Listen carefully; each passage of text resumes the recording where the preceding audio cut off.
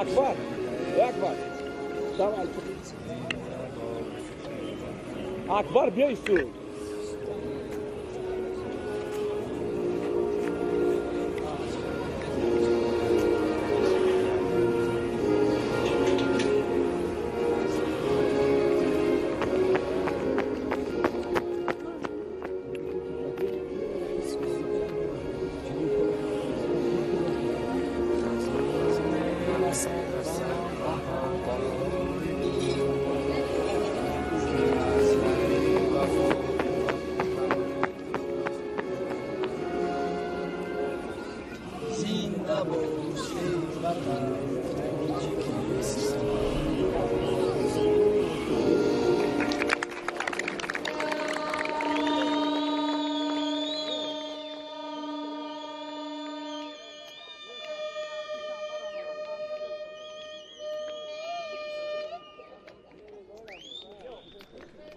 با عرض درود و ادب به خدمت شما بینندگان گرامی، گزارش نوبتی مستقیم را از جریان رقابت‌های لیگ اولی پیشنهاد شما میکنیم. امروز آخرین بازی در دوره رقابت‌های دوره 13 و همزمان آخرین رقابت در نیمه اولی موسم 2025 در چمپیونات تاجیکستان صورت میگیرد.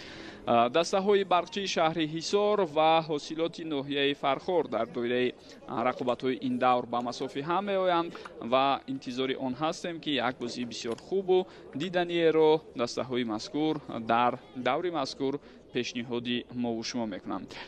خوب، این لحظه ها گروهی داوران را ما دیده سودیم که همراه با کاپیتان های هر دو دسته عکس‌های خاطروی میگیرند و بعد از چند لحظه به واسطه ما توجه خواهیم کرد به جریان بازی. سرداور رقابت امروز عبدالله دولتов است. رفری درجه فیفا از ناحیه شهر نو با او غیرت روزیباєв و خالمراد عبدالسلامов هر دو هم از ناحیه شهر نو در کنارها کمک میکنند. مهربان شمس‌الدینov بایسی داوری چهارم در بازی امروزه کار میکند. همچنین گروه ویدیو داوران با راهبری گلمراد سعدالله، داوری درجه فیفا از دوشنبه، یاوری او خسروی صدیقزاد از دوشنبه و ناتالیا ساتنیکووا هم از شهر دوشنبه کمک میکنند. هیئت اولیه دسته برقچی را ما دیدیم. هیئت احتیاطی این تیم نیز بسیار مکمل است و دوستان گرامی، بعد از مذکور طور میدونید الفبек беромов راهبری میکند. در رفتی موسمی کنونی در ابتدا هنرنمایی دسته برقچی بسیار خوب بود، اما تا چند دوره اخیر اندکی نتیجه ها البته سوس شدند. هیئت دسته حاصلات این تیم در جریان رقابت های موسمی کنونی البته هدف دارد هرچی زودتر از قسم پایانی جدول بیرون براید و همین گونه یک امکانیت محض در بازی امروزه برای شاگردان زینالدین رحیمov باید پیدا شود. به هر حال حریف هم وزن خودی آنها است، اما یک چیزی که میتواند کمی مانع ایجاد کند به کار دسته حاصلات این پیش از همه آن است که در رفت بازی امروزه زینالدین رحیمov به‌واسطه از مرز میدان ایستاده به شاگردان خود راهبری کردن نمیتواند، بنابر سبب آنه که در بازی دوره گذشته کارتی سرخ گرفته بود. زینالدین رحیمov امروز در پهلوی شاگردانش نخواهد بود. همه چیز تیار است برای آغاز رقابت امروزه و ما صدایشتکی داوری مرکز رو انتظاریم. اینک بازی رو از مرکزی میدان فوتبال بازانی دسته برقچی آغاز کردن. آنها با پیراهن‌های رنگی زرد و شورت‌های سیاه به میدان آمدند. معرفی هیئت بازیگران رو ما از تیم میزبان شروع کنیم. در خط دروازه رقم 27 کوای گودسون، فوتبال بازانی خط دفاع رقم 5 کاپیتان دسته برکت‌الله نعمت‌الله‌زاده، رقم 6 محمد کمال، رقم 24 مهربان غفارزاده، رقم 2 سعید اسرائیل سعیدов و رقم 9 مهران مدامینов. در مجموع 5 دفاعگر در هیئت این تیم حالا از دقیقه اول وارد میدان شدند. قاعده بازی ویران شد. در این حالت محمد شریفی سعید خوجا тавре мебинед қоидаи бозиро вайрон кард. Бале инҷо дигар ҷои шаку шубҳа нест. дар хати ним муҳофиза рақами 13 Онана Жай Русландри, рақами 26 Артур Патрик, рақами 10 Азизбек Далиев ва рақами 8 Ҷовидон Хушвақтов бозӣ мекунанд. Ягона ҳамлагари асосӣ ё марказии дастаи барқчӣ ин Фредрик Асанте аст. Сармураббӣ Алифбек Беромов тавре болотар гуфтем. вазъияти стандартӣ ҳоло мебинем ки Ҷовидон Хушвақтов чӣ гуна аз ин вазъияти стандартӣ тӯбро ба бозӣ медарорад.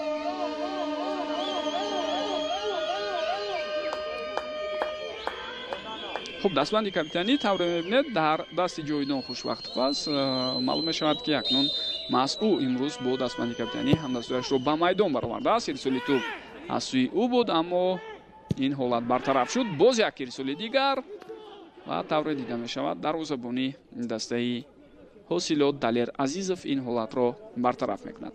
Далер Азизов рақами 1-ро дорад ва ӯ дар хатти дарвоза аст. футболбозони хатти дифоъ Фирдавс Чақалов рақами 21, рақами 28 Арсен Бил Обама, рақами 24 Бортей Ни Гияши Акуэй. инҷо фурсати бисёр хуб, имконияти беҳтарин, аммо бозигари дастаи ҳосилот ба тӯб нарасид. дар лаҳзаи қаблӣ Акомади аз канори рост бисёр партофти хуберо анҷом дод ба самти Рудольф Патрик Нгомбе Мбенге, аммо ин футболбоз ба тӯб нарасид. як бор дигар метавонед бубинед ирсоли бисёр хуб аз хати дифоъ ба самти Ҷозеф Акомади ва фирори ӯ тавассути ин канор баъдан пасаш ба ҷаримагоҳ, аммо фурсат истифода намешавад. аз аут тӯб ба бозӣ дароварда шуд. инҷо футболбозони дастаи барқчӣ тавонистанд ҳолатро бартараф кунанд. хуб дар хати дифоъ ҳамчунин рақами 10 Япеву Капав аст. футболбозони хати ним муҳофиза рақами 7 Ислом Зоиров, рақами 63 Муҳаммад Шарифи Саидхоҷа, рақами 8 Фаридун Шарипов. ҳамлагарон рақами 17 Ҷозеф Акомади, рақами 11 Сундая Лонжисонг ва рақами 70 Патрик Рудольф. сармураббии даста Зайниддин Раҳимов. инҷо фурсати бисёр хуб ва ҳоло акнун садои хуштаки довар баланд мешавад ва вуҷуд доштани офсайдро ба эътибор мегиранд. биёд як бори дигар ин ҳолатро бубинем. бале офсайд ҳаст.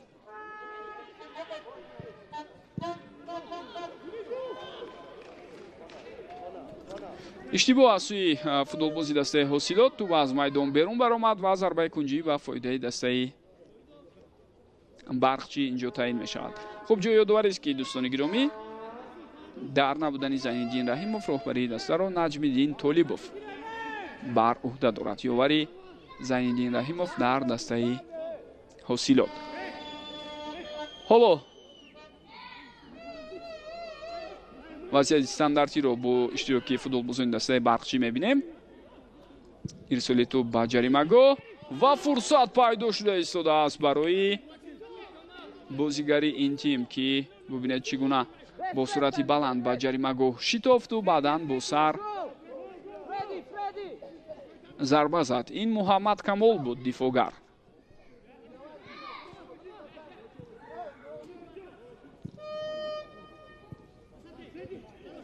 бозам дар наздики ҷаримагоҳи ҳариф ба футболбозони дастаи барқчӣ муяссар шуд ки тӯбро аз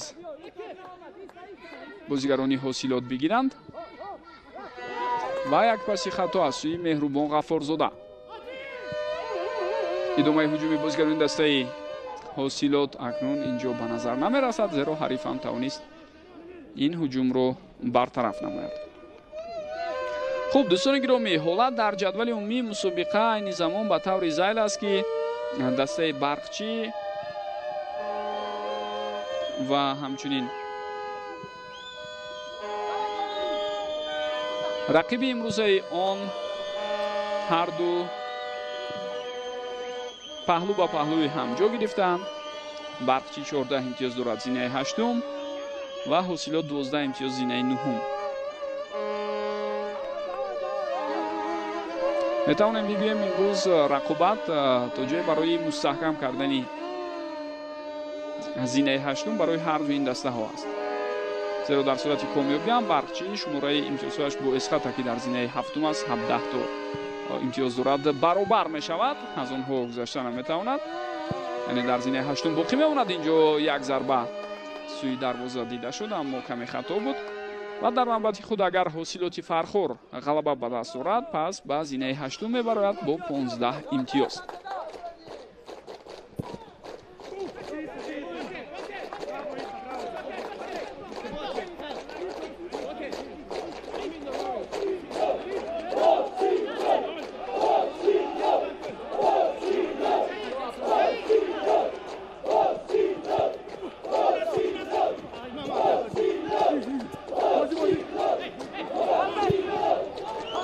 фаридун шарипов бисёр партофти хуберо ба канори чап равон кард.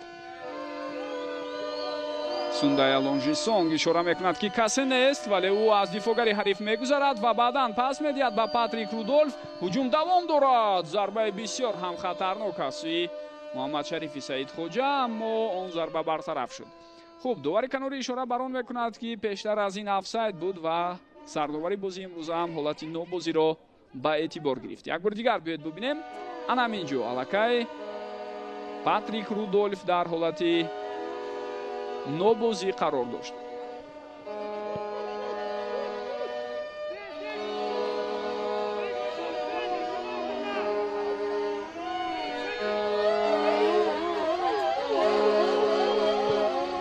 ҳамаи бозиҳои даври 13 аллакай ҷамъбаст шуданд.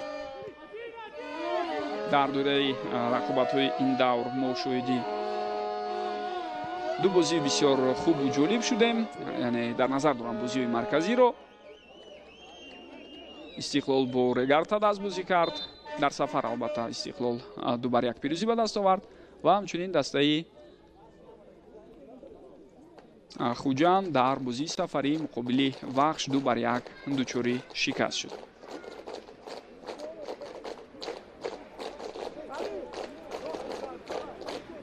хуб, ба футболбози дастаи ҳосилот инҷо тавре маълум мешавад ёрии тиббӣ лозим нест. Фаридун Шарипов акнун аз ҷои худ бархост ва маълум мешавад ки бозиро давом дода метавонад. мухлисони ҳар даста дар варзишгоҳи марказии шаҳри Ҳисор чандон зиёд нестанд. дӯстони гиромӣ, мо ки бевосита аз дохили варзишгоҳ ҷараёни ин бозиро барои шумо шарҳу тавзеҳ дода истодаем, бояд ин нуктаро қайд кунем. аммо он гурӯҳи ками мухлисоне ки ташриф оварданд, ҳам тарафдорони дастаи ҳосилоти фархор ва ҳам мухлисони дастаи барқчӣ хело фаъол ҳастанд. хуб, қоидаи бозӣ вайрон шуд.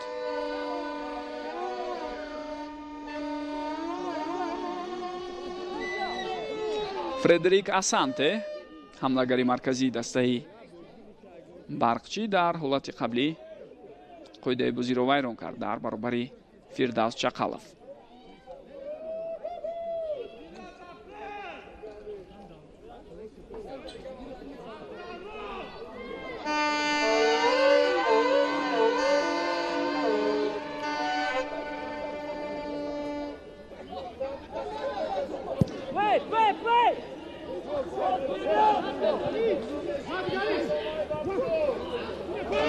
инҷо боз ҳам бубинед ки чӣ гуна хато сурат мегирад ва довар чӣ ишора мекунад.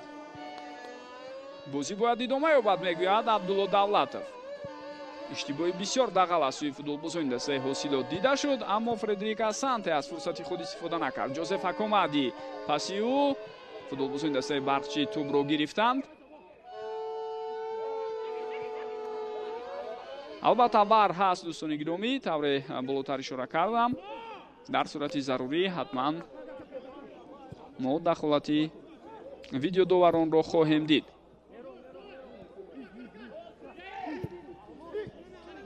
паси хато аз сӯи Ислом Зоиров буд. боз ҳам футболбози дастаи барқчӣ акнун ба иштибоҳ роҳ медиҳад Саид Исроил Саидов.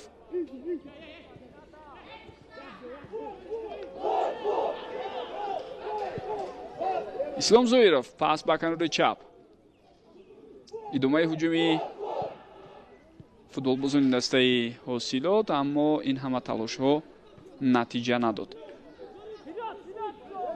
ҳатто фурсате ҳам пайдо нашудааст барои сардовари бозии имрӯза, то ин ки ба ҳолати қаблӣ назар андозад ва ин ки бо диққаттар гӯш кунад ба садои ҳамкасбони худ аз ҳуҷраи вар. зеро тӯб аз майдон берун нашудааст дар тӯли ин лаҳзаҳо.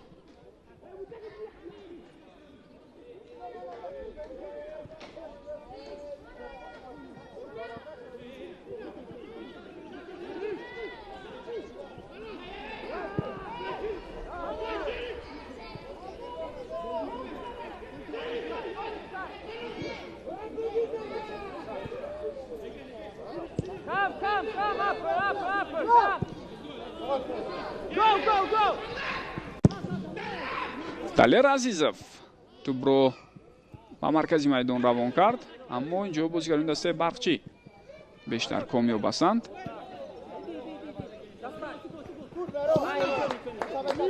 хуб, тӯб аз майдон берун мешавад.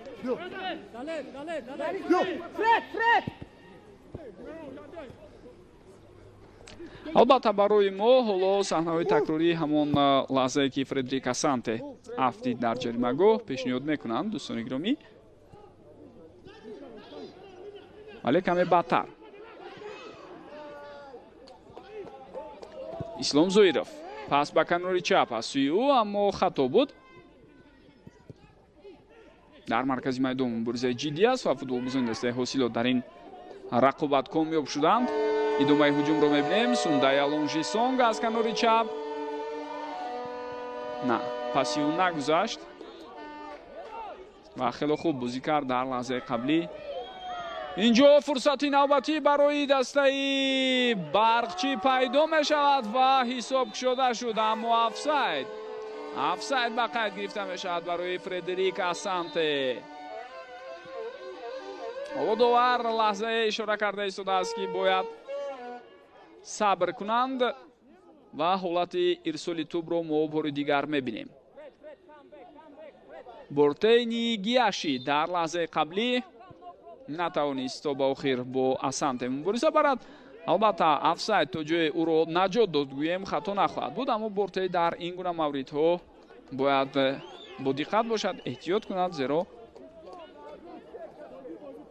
на як бору ду бор ба ҳамин тартиб Фредрик Асанте дар мубориза бо ӯ комёб шуда истодаасту ҳаракатҳоро дар ҷаримагоҳ давом медиҳад. Ҷовидон Хушвақтов паси бисёр хуби ӯ, ин дафъа тӯб гузашт, боз ҳам аз Бортей ва тавре мебинед Асанте натавонист ҳуҷумро давом диҳад. хело бозии хуб, ҳуҷумҳои пайдарҳам, вазъиятҳои зиёди хатарнок бо иштироки ҳардуи ин дастаҳо ба миён омада истодааст дар ибтидои бозии имрӯза. ва аслан бояд бигӯем ки дастаи ҳосилот аз бозе ки роҳбарии ин тимро Зайниддин Раҳимов бардошт гирифтааст, хело бозии зебо ва диданӣ нишон медиҳад.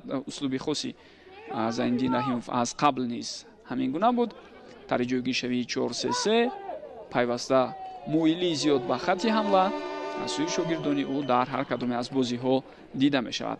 ва ҳолати қаблӣ вақте Ҷовидон Хушвақтов пас дод ба ҳамдастааш бори дигар барои мо такроран пешниҳод мешавад. зарбаи кунҷӣ ба фоидаи дастаи ҳосилот аст. ҳоло мебинем ки аз вазъияти стандартӣ меҳмонон чӣ гуна истифода мебаранд. ирсоли тӯб бевосита ба ҷаримагоҳ. инҷо зарба бо сар ҳам ҳаст ва бисёр хатарнок буд ин зарба. Фирдавс Чақалов зарба зад. биёд як бори дигар бубинем. зарба бо сар аз сӯи ӯ андаке баландтар ва бо ҳамин тӯба аз майдон берун шуд.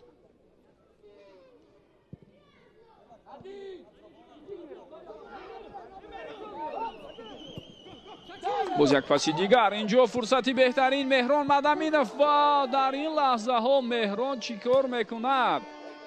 Меҳрон аслан ҳамлагар аст дӯстони гиромӣ ва дар ин гуна мавридҳо каман дар кам ҳолатҳое мешавад ки ҳамлагарон бевосита боз тӯбро ба ҳамдастаи дигари худ диҳанд. инҷо умуман офсайд набуд дар ин ҳолат ва Меҳрон метавонист аз фурсати доштааш самаранок истифода бараду ҳадди аққал кӯшиш кунад барои иҷрои зарбаи рост сӯи дарвозаи ҳариф. аммо Меҳрон боз ҳам ба ҳамдастаи дигараш ки тавассути канори рост ба ҳуҷум пайваст мешуд хост тӯбро равон кунад ва бо ҳамин тавре дидем фурсат аз даст рафт.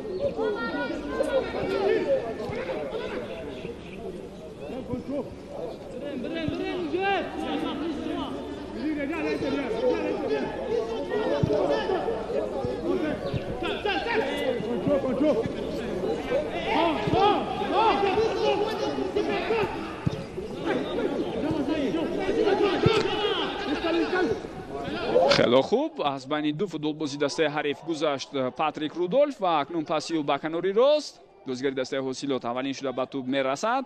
جوزف اکومادی بود. ادامه حرکت های او رو میبینیم و بسیار هم خوب میگذارد اکومادی، اما پاس رو نه اونقدر خوب اجرا کرد. البته در لحظه قبلی لازم بود کمی دیگر با سرعتی بلندتر توپ روان کرده شود. در این صورت برای همدستش امکانی ضربه‌زنی باز هم قلای و موفق‌تر میشد.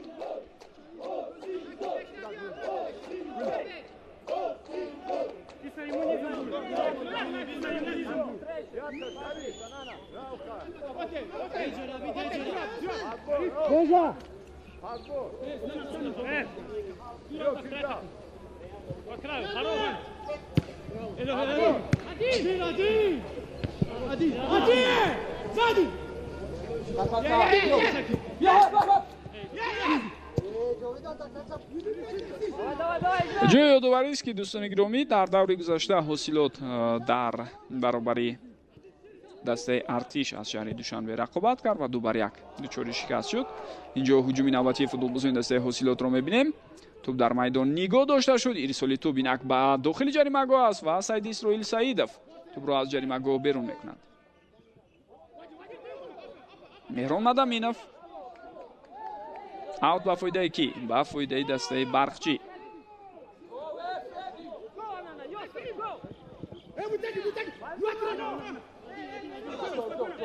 بازم مهران نه، یک پاسی خطا از سوی او ببینید باعث به چی شد، یعنی فرصت از دست رفت و در این بین حریف باز به عکس هجوم میگذارد. خب اما بازی با این در خاطر ماند که دسته حاصلات در دقیقه دوم گل زد. جوزف اکومادی با زدن گل موفق شد. بعدا در دقیقه 54 دسته ارتش با زدن گل جوابی دست یافت. فرانسوا انیگی گل زد که در رابطه با همون گل اعتراضهای زیاد دارد دسته حاصلات، چون قاعده ویرانکنی رو آنها از سوی فوتبالبازی دسته ارتش مقابل دروازه‌بان خود آنجا پیوسته قید میکنند و بعدا عبدالخلیل بارانوف باز یک گل دیگر زد و دسته ارتش توانست پیروز شود. اینجا ارسال توپ به سوی فردوس چقلов تکرارا برای ما پیشنهاد شد. زود توپ به بازی درآورده میشود. جوزف اکومادی و ببینید که عزیزبک دلیف توپ رو میگیرد و کوشش میکند برای به عکس الهجوم فرار کردن. قاعده بازی ویران شد و کارت زرد در دستی داور. اسلام زویرов بحث هم نمیکند، زیرا خطای خود را این فوتبالباز خیلی خوب درک کرده ایستاده است.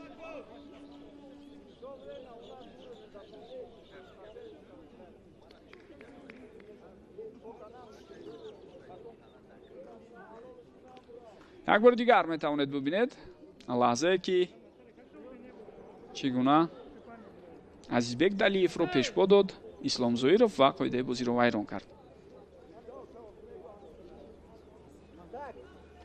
خوب جای یادآوری است که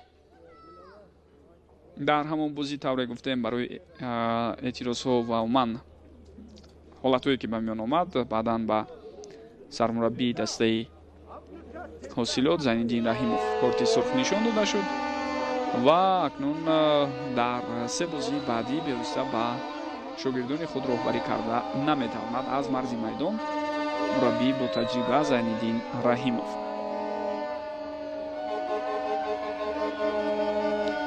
دسته برقچی در بازی دوری گذشته با ریگر سداز در سفر مساوی کرد 0-0. هرچند آنجا امکانات ها برای دسته میزبان خیلی زیاد بود، مخصوصا در پایانی رقابت وقتی سعید مختار عظیموف یک ضربه بسیار خطرناک زد و توپ به تیر دروازه رسیده برگشت. فرصت های گلزنی رو ریگر سداز استفاده نکرد و برقچی هم در عکس هجوم ها یک دو امکانیت داشت، مخصوصا فردریک اسانته، اما حساب شده نشد و با همین دیداری دو دسته که در بالا یادآور شدیم بدون گل 0-0 خاتمه یافت. بعد از آن دسته برقچی بازی نداشت، زیرا اکثر فوتبالبازان این تیم به هیئت دسته منتخب المپیک کشور جلب شدند برای بازی‌های بین‌المللی رفیقانه با هندوستان و قرقیزستان. ва инак рӯзи 28 июн бозии худро доир мекунад тими барқчиву бо ҳамин рақобатҳоро дар нимаи якуми мавсим ҷамъбаст хоҳад кард. муҳаммадшарифи саидхоҷа тӯбро нигоҳ медорад, акнун зарба мезанад бо пои чап, аммо хело баланду ноаниқ буд ин зарба.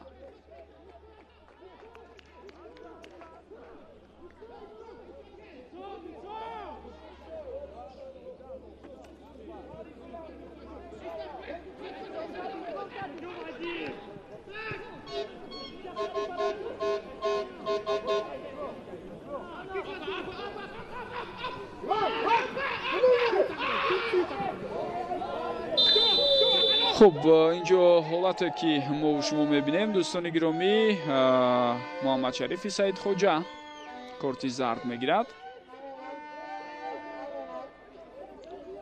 албатта хато аз сӯи ӯ буд дар лаҳзаи қаблӣ ва биёед бубинем анам инҷо тӯбро ба қафо гирифт саид исроили саидов ва муҳаммадшариф ки бо суръати баланд ҳаракат мекард худро боздошта натавонисту рафт ба ҳариф бархӯрд. офсайд.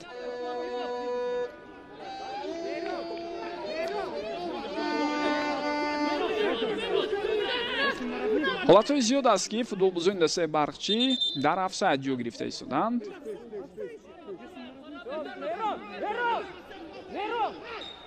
ва метавонем бигӯем дар ин замина кори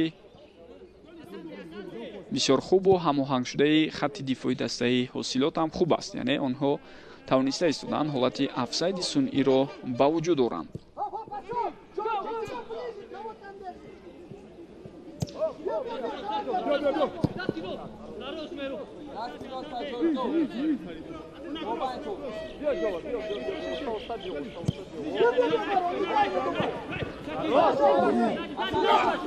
фирдавс чақалов тӯбро аз даст дод. ҷовидон аут ба фоидаи дастаи барқчӣ аст.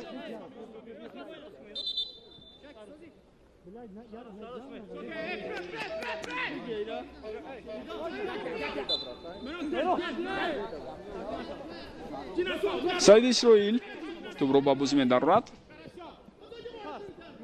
ва тавре мо дидем дар муборизаи навбатӣ билохира бортейни гиаши тавонист дар баробари фредрик асанте комёб шавад. хело зебо футболбозони дастаи ҳосилот дар хатти дифоъ бозӣ карданд, бо боварӣ тӯбро дар масофаҳои кӯтоҳ дар фосилаи бисёр наздик байни ҳам раду бадал карданду нигоҳ доштанд ва аз прессинги ҳариф берун шуда тавонистанд. хуб фикр карда буд фаридун шарипов, аммо пурра амалӣ карда натавонист ғояҳои худро дар ҳамон лаҳза.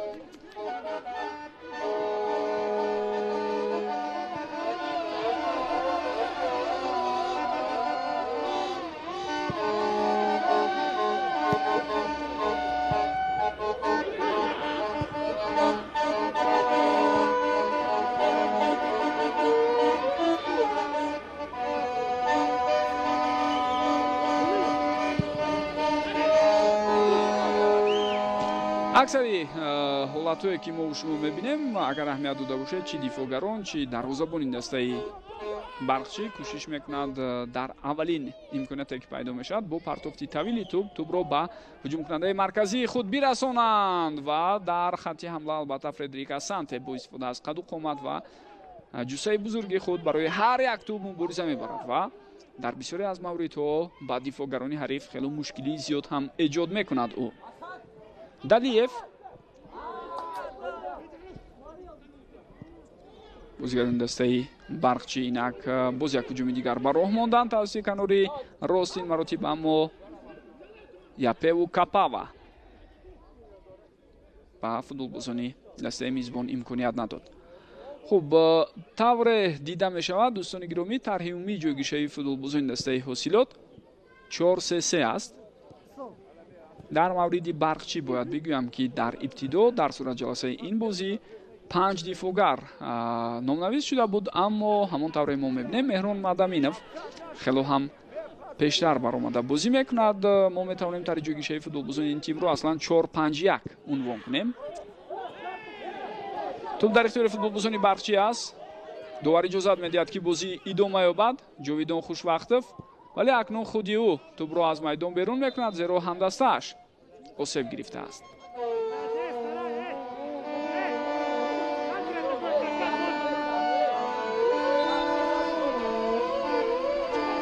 табиби дастаи Барқчӣ инак ба майдон баромад то ин ки ба Меҳрубон Ғаффорзода кӯмак расонад.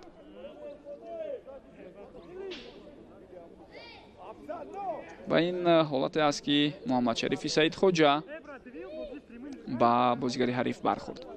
Муҳаммадшариф, дӯстони гиромӣ, ҳолати пештар аз ин хотиратон бошад, боз ҳам ба тӯб нарасида буд ва онҷо ҳангоми қоидаваи ронкунӣ зидди Саиди Исроил Саидов корти зард гирифт.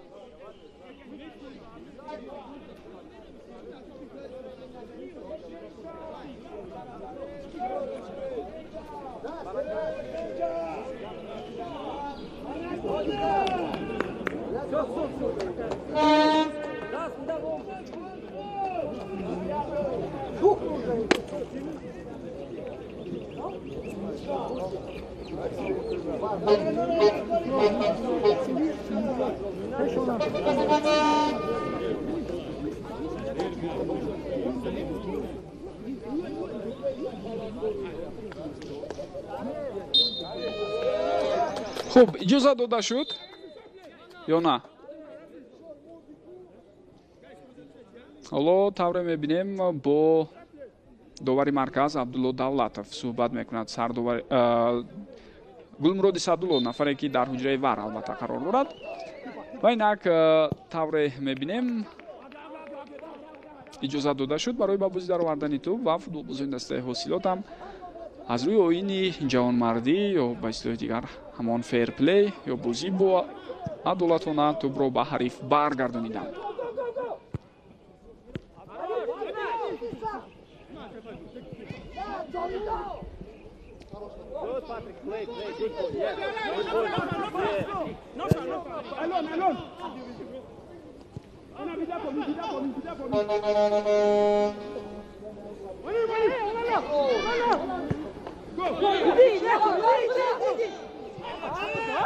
инҷо Меҳрон Мадавинов ва паси ӯ фурсат ҳаст, зарба иҷро мешавад ва тавре мебинем боз ҳам ба фикрам офсайд ба қайд гирифта шуд. бале, ҳолати нобозӣ буд. ва таваҷҷӯҳ кунед ҳангоме ки пас сурат гирифт ба Меҳрон Мадавинов, довари канори вуҷуд доштани офсайдро ба эътибор гирифтааст. андаки ин маротиб ба фикрам шубҳаовар буд. назар ба офсайдҳои қаблӣ.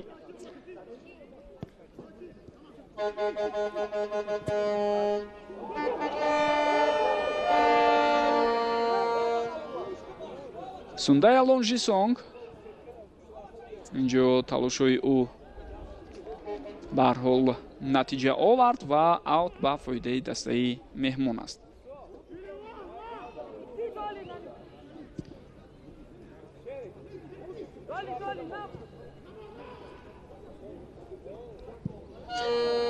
боз як ирсоли дигари тӯб ва ин ҳолатро дифоъгари марказии дастаи Барқчӣ бартараф мекунад.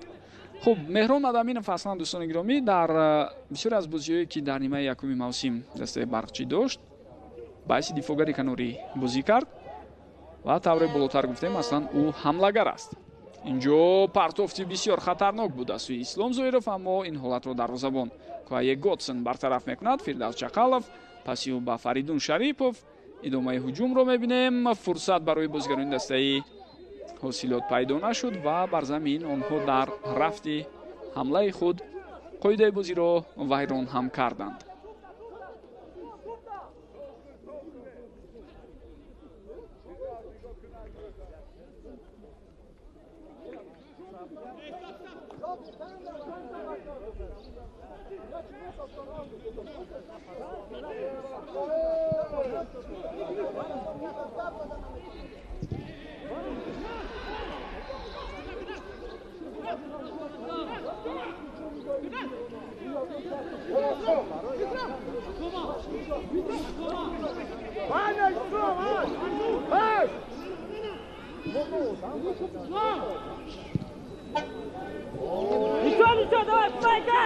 خب در یک حالت عادی‌ترین وقت از اوت توپ با بازی درآورده شد فوتبالبازی دسته برقچی باز خودش توپ را از میدان بیرون کرد. در نتیجه اکنون طور ما میبینیم اوت با فایده دسته حاصلات تعیین شد و حالا آنها با توپ هستند.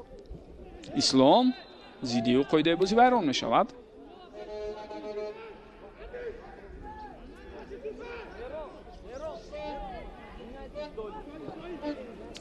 بیاید یک بار دیگر ببینیم. قاعده بازی را باشد اونانا ژایروس لاندری ویران کرد.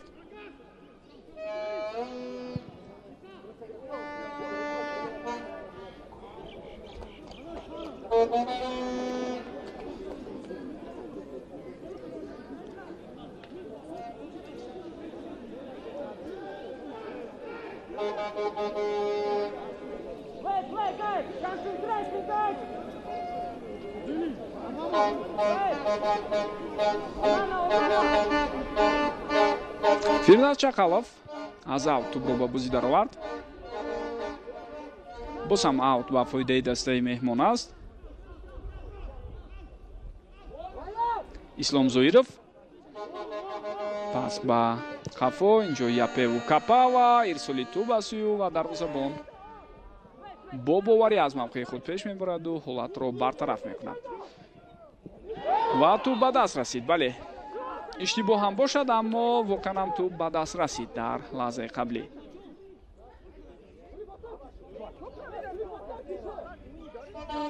аз беэҳтиётии худ япеу капава дар ин ҳолат бо даст бозӣ мекунад.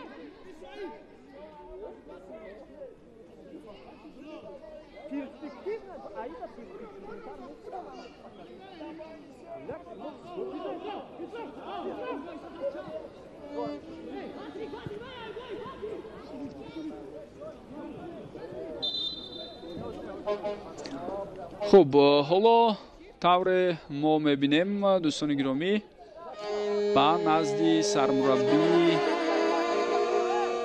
ба назди мураббии дарвозабонҳои дастаи барқчӣ меояд сардовари рақобати имрӯза абдулло давлатов ва корти зард медиҳад.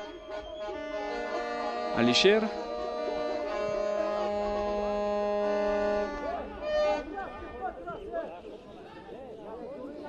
тӯйчиев ки дар гузашта дарвозабони тими миллии кишвар буд, ҳамчунин байси мураббии дарвозабонҳо ҳам дар тими миллии кишвар ин шабрӯз фаъолият дорад. корти зард гирифт дар ҳолати қаблӣ.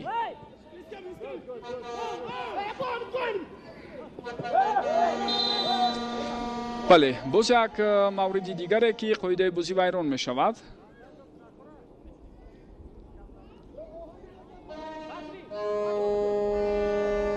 ҳоло шояд акнун ин дафъа ба футболбози дастаи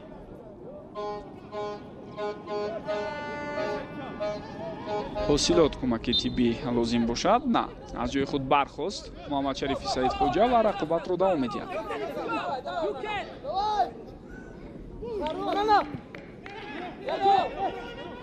меҳрон мадаминов, ҷовидон хушвақтов, аммо ӯ каме зиёдтар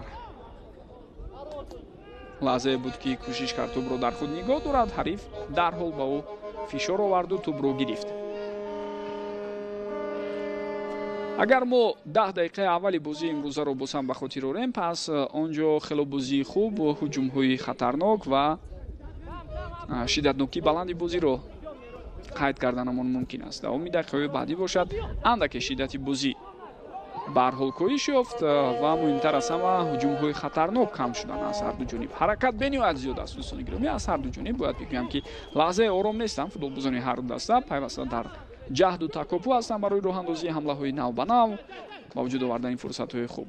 аммо бевосита ҳуҷумҳои хатарнок дар ин байн ангуштшумор буданд ва тақрибан набуданд ҳам гӯем хато нахоҳад буд, ба истиснои ҳамон зарбае ки аз сӯи Фирдавс Чақалов бо сар дида шуд.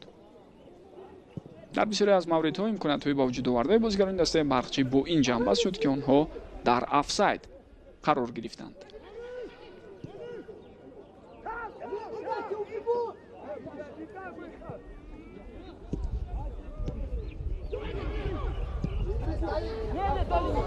партофти навбатӣ ба канори рост Азизбек Далиев инҷо ба тӯб мерасад. ирсоли тӯб ба сӯи ӯ ва фурсати бисёр хубро боз ҳам Меҳрон Мадаминов истифода карда наметавонад. болтар дар мавриди имконияте ки барои Фирдавс Чақалов буд гуфтем, аммо як фурсати бисёр хуб барои Меҳрон Мадаминов фаромӯш шудааст. дӯстони гиромӣ, зеро ӯ ҳолате буд ки ба ҷаримагоҳ ворид шуд, метавонист худаш зарба занад, аммо тӯбро ба канори рост равон кард ва дар натиҷа дидем тӯб аз ихтиёри ҳамдастаҳои ӯ берун шуд. инҷо акнун худи Меҳрон аз дур зарба зада истодааст, вале на он қадар зарбаи хатарнок буд аз сӯи ин футболбоз. Меҳрон Мадаминов, бозигари ҷавон, аз ҳайати Истиқлол ба иҷора омадааст ба тими Барқчӣ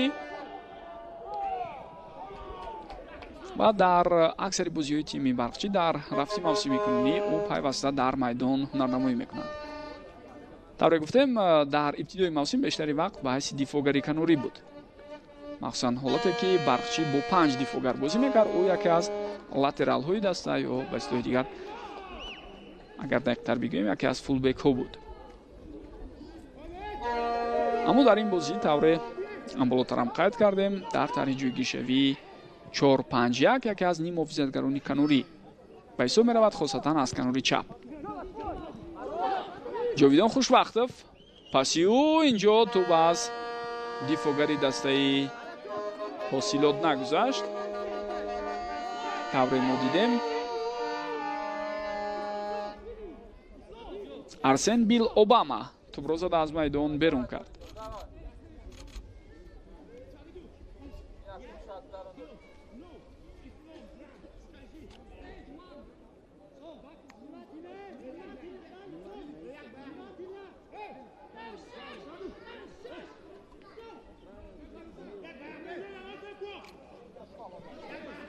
Азизбек Далиев, инак ирсоли тӯб ба сӯи ӯ ва ишораи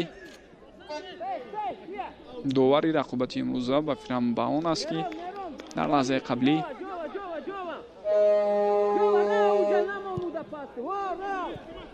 қоидаи бозӣ вайрон шуд.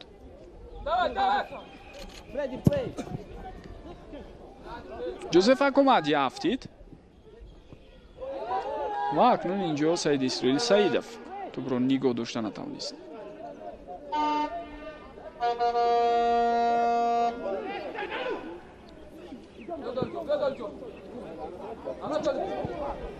вазъи обу ҳаво ҳам дӯстони гиромӣ дар соате ки бозии мазкур оғоз шуд бисёр мӯътадил ва бисёр хуб буд дар варзишгоҳи марказии шаҳри Ҳисор.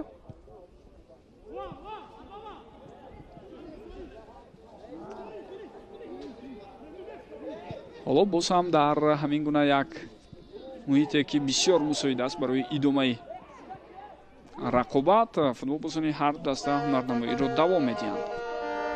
Акомади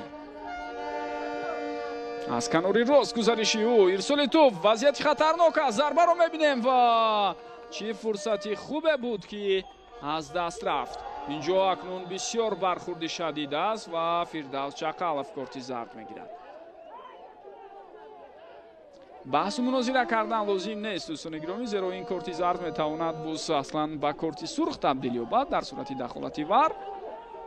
аммо ҷаише ки дошт Фирдавс Чақалов ва зарбае ки зад ба ҳариф бениҳоят хатарнок буд ва осеби ҷиддӣ ҳам ба саломатии футболбози дастаи Барқчӣ Азизбек Далиев расонд. ва фикрам ба навбат мо ҳолатҳоро мебинем. аввал вазъияти хатарноки қаблиро хоҳем дид. бале, гузариши бисёр хуб аз сӯи Ҷозеф Акомади аз Саид Исроил Саидов гузашт. баъдан ирсоли тӯб, Патрик Рудольф зарба зад, аммо тавре мебинед ҳамон зарбаро бартараф кард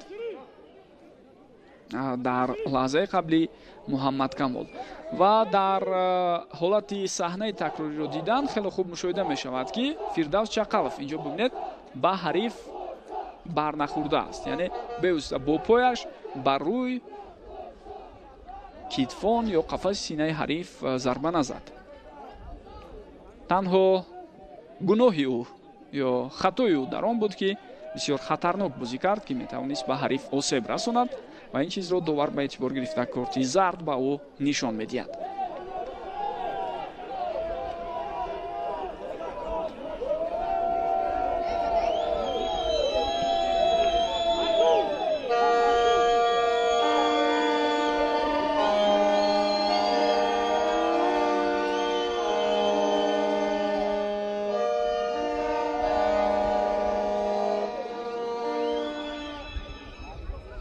ما یک بار دیگر تکرارا می‌بینیم به خاطر آنکه بحث و مناظره ها زیاد نشود. دوستان گرامی، خودتان هم دیده استودید که هنگامی که پایهای خود را بلند می‌بردارد فیردوس چقالов همینجا به واسطه بروی با کتفان یا با قفس سینه حریف ضربه نیست، تنها هنگامی به زمین برخوردن ازبک دلیف بعدا برخوردی او با فوتبالباز دسته حاصلات فیردوس چقالов دیده شد و کارت زرد البته کفایه کننده است در همان مورد.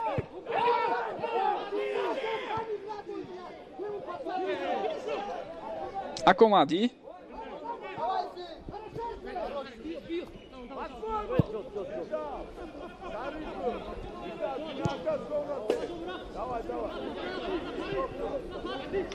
ва хатои навбатии футболбозони дастаи ҳосилот.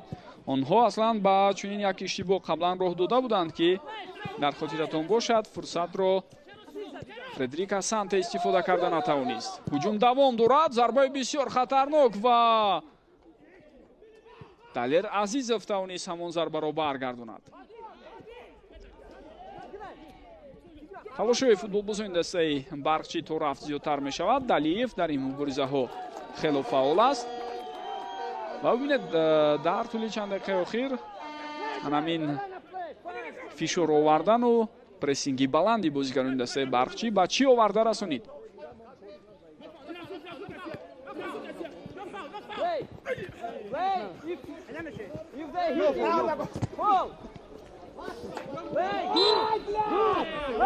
боз ҳам ҳолате ки қоидаи бозӣ вайрон мешавад. ин дафъа бо хатои Фредерика Санте аз ҳайати дастаи барқчӣ.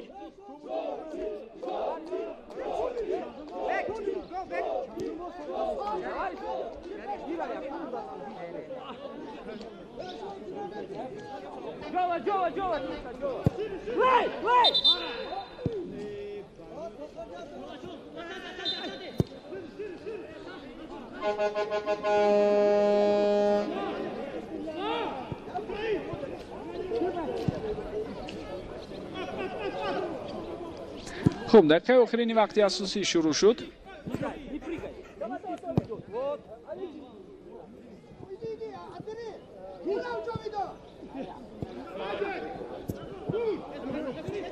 футболбозони дастаи ҳосилот ҳоло ба ҳуҷум мегузаранд. паси бисёр хуб ба канори чап аз сӯи Муҳаммад Шарифи Саидхоҷа буд, аммо ҳамла идома наёфт. бозигарони ҳосилот тӯбро нигоҳ медоранд дар маркази майдон.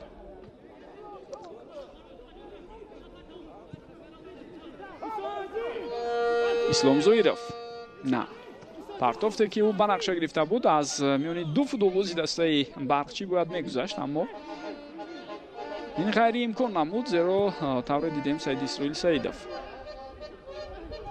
тайёр буд ва тӯбро зада аз майдон берун кард. боз як ирсоли дигар, дарвозабон акнун дар ин ҳолат аввалин шуда ба тӯб мерасад. хуб, вақти асосӣ хотима ёфт. дӯстони гиромӣ, 3 дақиқа вақт илова карда мешавад ба нимаи якум.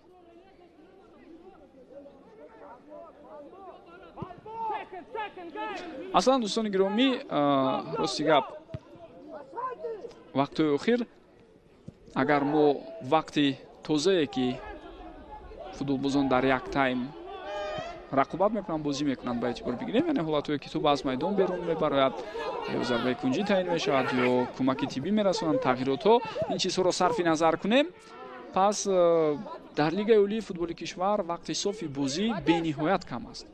ин чизро бояд мо иқрор шавем. вақт бисёр вақт дар бисёре аз ҳолатҳо беҳуда талаф меёбад. инҷо талошҳои футболбозони дастаи барқчӣ натиҷа надод.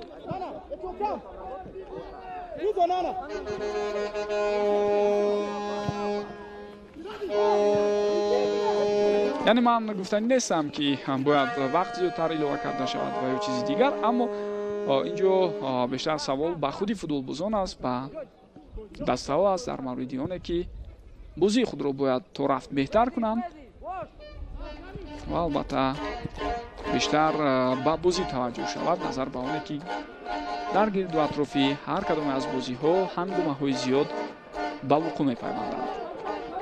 جوزف حکامدی партофти ту ба сӯю бисёр вазъияти хатарнок аст. Патрик Рудольф инҷо зарба мезанад, аммо пешроҳи ин зарба гирифта шуд. муборизаи футболбозони дастаи ҳосилот давом дорад. онҳо тӯбро ба худ баргардонидан. инҷо боз як ирсоли дигар ба канори рост, аммо фирдавс чақалов имконият надошт барои он ки дар ҳамон ҳолат ба тӯб расад, зеро партофти Фаридун Шарипов каме босураттар буд.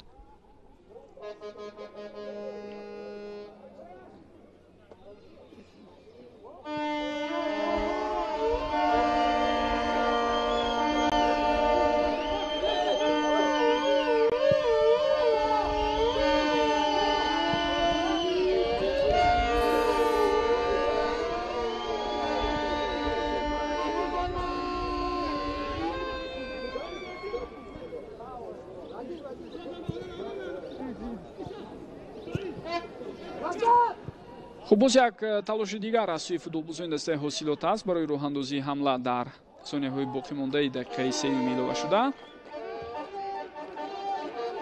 тӯба аз майдон берун шуд. зери фишори онҳо албатта бозигарони мизбон хато карданд. тӯб ба бозӣ дароварда мешавад. 3 дақиқа вақт илова шуда хотима ёфтааст дӯстони гиромӣ. ва акнун довар интизор аст ки ҳуҷум давом меёбад ё на, ё ӯ садои шуда ки худро баланд кунад.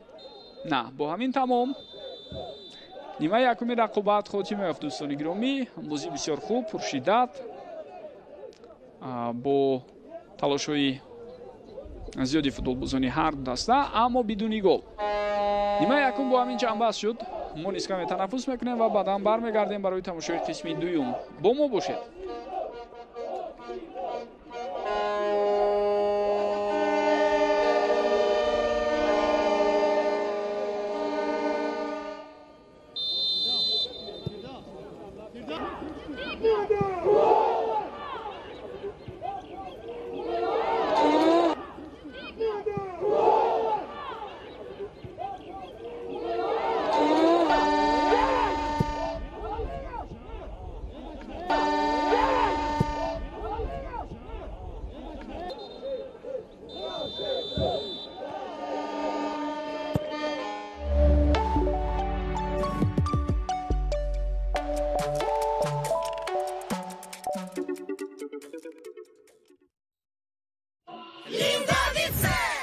وقتی به ما دارم نمی‌باشیدن از او رضایتی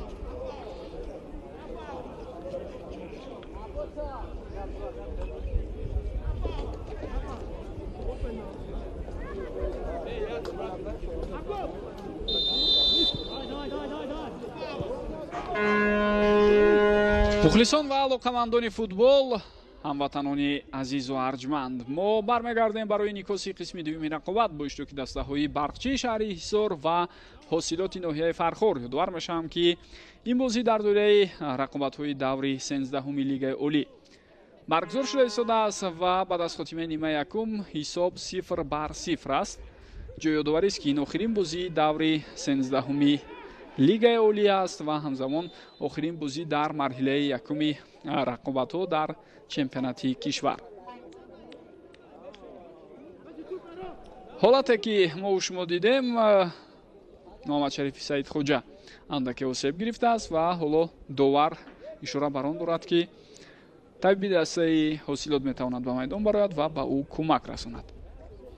як бор дигар ман ҳаятҳои ҳар дастаро барои шумо ёдовар мешавам. шурӯъ мекунем ин дафъа аз ҳайати дастаи меҳмон ҳосилоти ноҳияи Фархор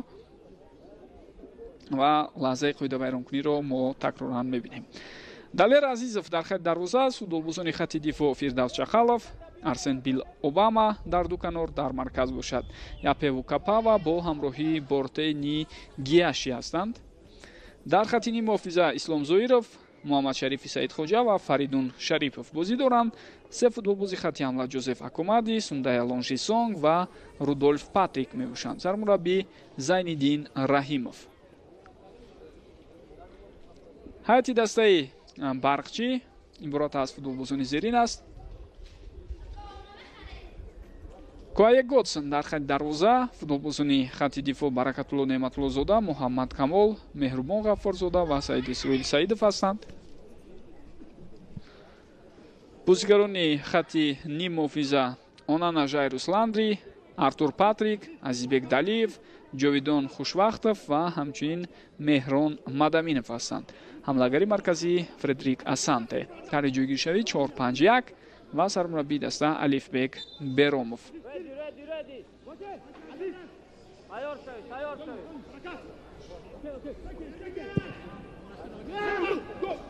хуб, дар ҳайати ҳар даста тавре ишора кардем. тағйирот ё дигаргуние дар ибтидои қисми дуюми бозӣ дида намешавад.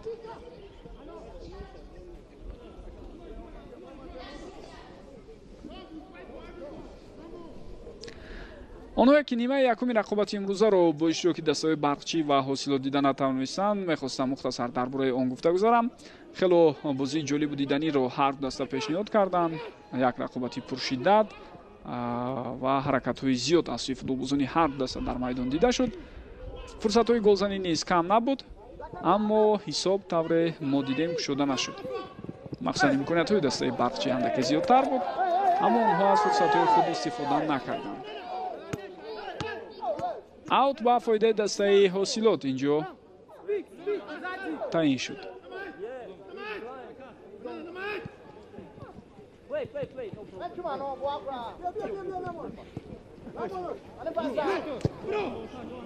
муҳаммад шариф ба қафо пас медиҳад. Бортени Гияши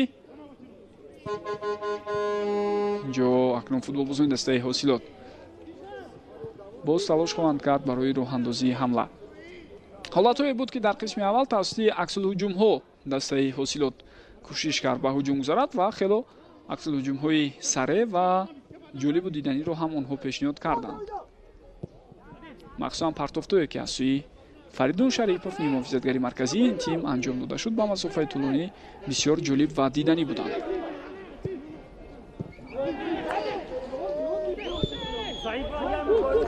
партофти Бортей ба канори рост. Ҷозеф Акомади тӯбро қабул мекунад. идомаи ҳаракатҳои ӯро мебинем. на акнун бо вуҷуди мушкилиҳо тӯбро нигоҳ медорад Ҷозеф Акомади ва паси охирин бошад аз сӯи ӯ хато буд. Азизбек Далиев пас ба марказ. باز پاسی جوابی از سوی جاویدان خوشبختov و 1-1 میبرد با دروازه‌بان. فرصتی بهترین دلیف ضربه و گل. دوستان گرامی حساب اینجا شده میشد اما باز هم افساید. مانع کاری فوتبالبازان دسته برقچی شده است در این لحظه ها.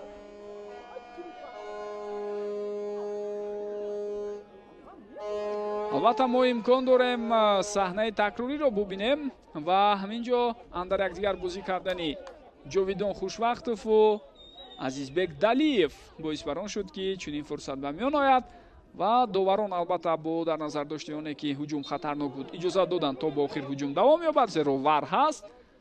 هجوم به نقطه نهایی رسید و بعدا البته وجود داشتنی افساید رو داوری کناری نشان داد و با همین سرداور نیز افساید رو رسما به قید گرفت.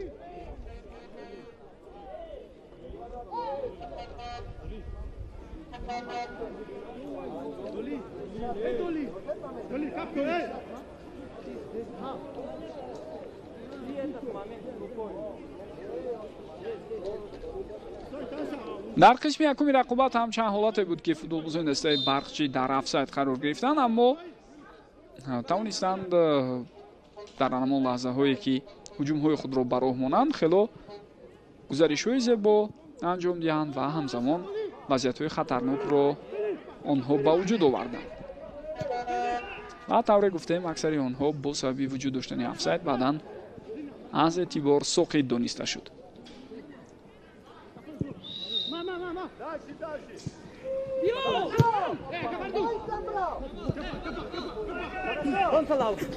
محمد شریف در این حالت به توپ میرسد، توپ را نگاه می‌دارد و ارسال توپ نه آنقدر خوب بود و فرصتی نوبتی پیدا شد و ضربه بسیار هم قوی میزند سوی دروازه حریف اسلام ظاهرov، اما طوری می‌بینیم توپ از پهلوی دروازه گذشته از میدان بیرون می‌شود.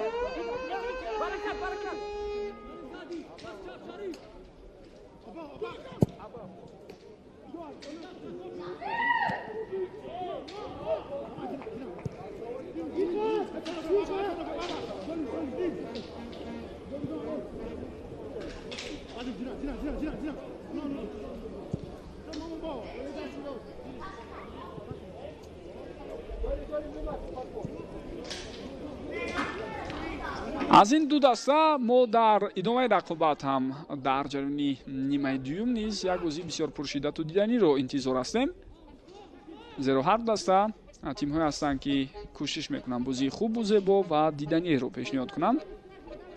به واسطه به خط دفاع پیوستگی زیاد ندارند یا اصلا زیاد به خط دفاع برتری نمیدهند، حتما با پیدا شدن فرصت ها آنها به حمله میگذارند و در نوبت خود هجوم های بسیار زیبا و دیدنی رو هم طوری ما دیدیم. راه اندازی کرده میتوانند. پاتریک رودولف پاسی بسیار خوبی و جوزف حکومتی باز به کنار دیگر توپ رو روان میکند. محمد شریف سعید خوجه وزیدی و قاعده بازی ویران شد. خوب، نقطه که آنجا قاعده بازی ویران شد بسیار خطرناک است و حالا ما خواهیم دید که از این وضعیت استانداردی چگونه فوتبالبازان حاصلات استفاده میبرند. توجه کنید به حالت. آنانا ژایروس لاندری در لحظه قبلی قاعده بازی رو ویران کرد.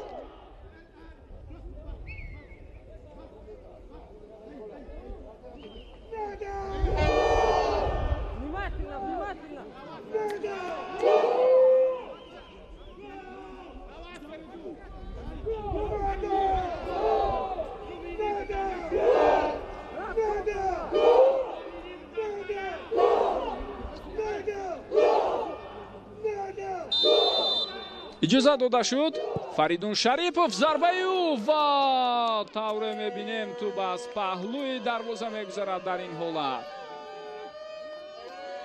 یک بار دیگر بیاید ببینیم. از بالای دیوار دفاعی توپ را گذراند و بعدا توپ از پهلوی دروازه هم گذشت و از میدان بیرون شد. باز هم فولی فوتبالبازان دسته ҳосилот инҷо дида шуд. баъдан ҳариф кӯшиш кард фишор биёраду ҳолатро бартараф кунад. Бортей ирсоли тӯб аз сӯи ӯ ва имконият на пайдо намешавад. Сундай Алонжи Сонг фурсатро аз даст дод.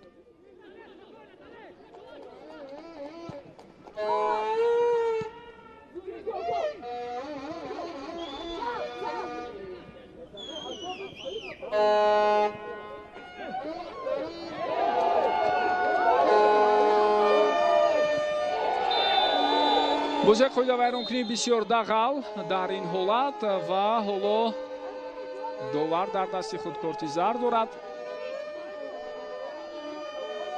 ба Онана Жайрус Ландри корти зард нишон дода мешавад.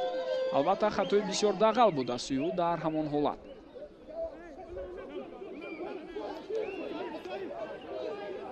хуб метавонед бубинед анамин ҳолатро бевосита ба пои ҳариф чун ба назар расид ки каме барқасона зарба задааст. баъдан Фаридун Шарипов ҳам дар ғазаб шуда хост ба футболбози ҳариф дарафтад, аммо довар зуд дахолат кард.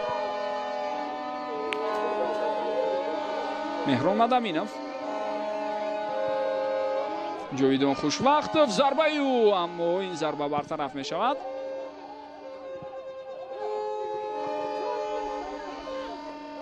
Фаридун Шарипов ҳоло боз як имконияти дигар барои дастаи ҳосилот метавонад пайдо шавад. Ҷозеф Ҳакомади дар канори рост. хело фаул аст ҳамин футболбоз ва ҳар дафъае ки ӯ бо тӯб ба пеш ҳаракат мекунад мо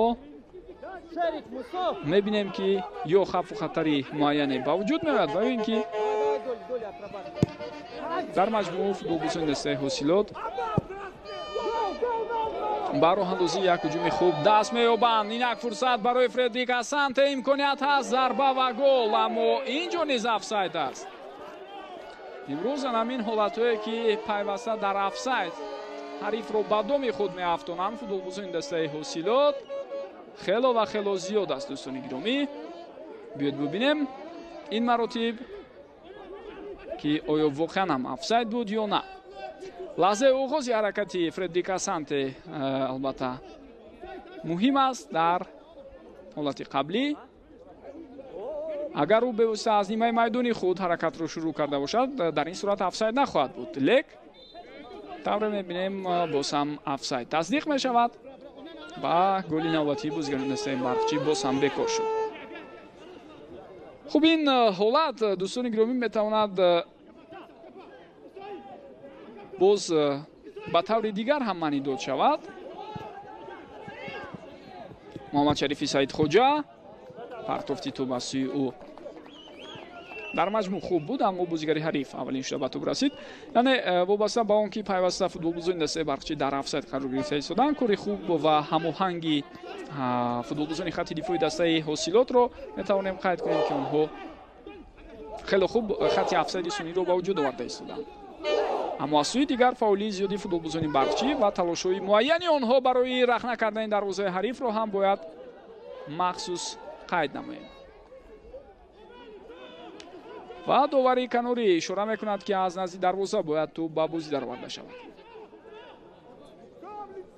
ва дар мавриди он варианти дуюм ё ба ислоҳ гузинаи дуюме ки ишора кардем, бояд ин нуктаро фаромӯш накунем ки агар ҳамин минвол фаъолии футболбозони дастаи барқчӣ идома ёбад, мешавад яке аз ҳолатҳое ки офсайди сунъӣ ба вуҷуд меовардаи футболбозони дастаи меҳмон кор намедиҳад ва дар натиҷа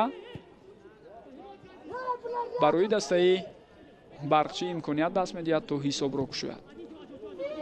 аз ин ҷиҳат албатта бояд онҳо низ эҳтиёткор бошанд дар мавриди пайваста нигоҳ доштани ҳариф дар ҳолати офсайди сунъӣ. инҷо акнун бо вуҷуди муборизаҳои зиёд ба футболбози дастаи барқчӣ муяссар нашуд ки тӯбро соҳиб шавад. довар ишора мекунад ки аз нав тӯб аз назди дарвоза бояд ба бозӣ дароварда шавад. хуб, дар пеш мо шуморо равзанаи гузариши тобистона интизор аст. дӯстони гиромӣ, аз 1 июл то 28 июл дастаҳо метавонанд футболбозони навро ба ҳайати худ ҷалб кунанд. албатта ҳар кадоме аз дастаҳо ҳадафҳо ва нақшҳои муайяни худро доранд. аз ҷумла аз рӯи хабарҳо дастаи ҳосилот хело тағйиротҳои зиёдеро мехоҳад дар ҳайати худ роҳандозӣ кунад ва дар нимаи дуюми мавсим бозам талошҳои зиёде дошта бошад барои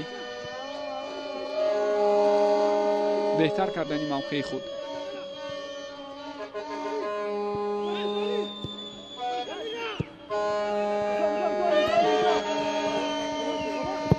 Билл Обама партофти ту ба сӯи натиҷа надод. хуб, баъд аз чанд лаҳза дар ҳайати дастаи барқчӣ ду футболбоз иваз мешавад.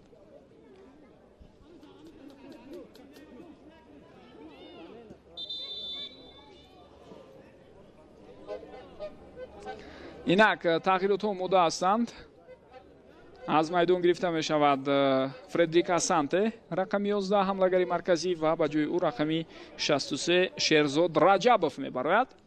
ӯ низ ҳамлагар аст ва қадду қомати пастар ҳам дошта бошад. Шерзод метавонад бевосита дар хатти ҳуҷуми марказ бозӣ кунад. суръати баланд дорад Шерзод, муҳимтар аз ҳама, ва чанд дафъа дар поёни рақобатҳо барои дастаи барқчӣ хело кӯмак карда буд. агар хато накунам, яке аз муҳимтарин голҳои дастаи барқчиро дар дақиқаҳои поёнии рақобат маҳз ӯ ба ҳадаф расонда буд. ва тағйироти дуюм ҳам ҳаст. инҷо аз майдон гирифта мешавад Саид Исроил Саидов, дӯстони гиромӣ, футболбозе ки дар канори хатти дифоъ бо рақами 2 бозӣ мекард ва ба ҷои ӯ рақами 14 Мусо Қаҳоров мебарояд. Мусо Қаҳоров аллакай ба тими миллии кишвар ҷалб шуд. футболбози 18 сола, ҳамчунин узви дастаи олимпии кишварам ҳаст. мо дар охирин рақобати дастаи ҷавонони то 23 солаи кишвар муқобили ҳамтоёнашон аз Қирғизистон рӯзи 24 июн дар ҳамин майдон ҳунарнамоии Мусо Қаҳоровро дида будем.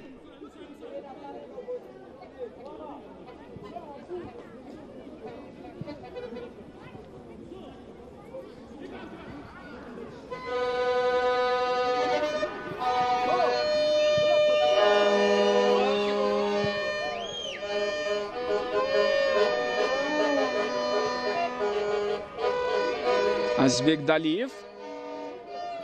На. Инҷо партофти ту ба сӯи ӯ тавре мебинед натиҷа намедиҳад.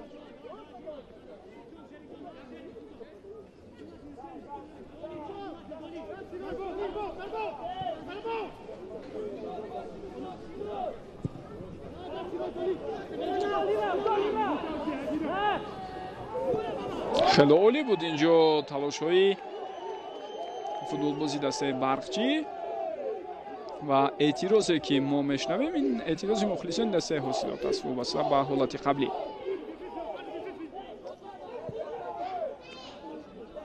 ки онҳо баъд аз дидани қоида вайронкунии Азизбек Далиев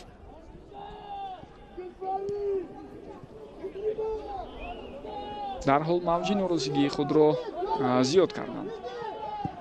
Далер Азизов партофти ӯ ба маркази майдон буд ва ту ба ихтиёри бозигарони барқчӣ мегузарад. инҷо ҳамчунин вайрон шудани қоидаи бозиро ҳам бояд ёдовар шавем.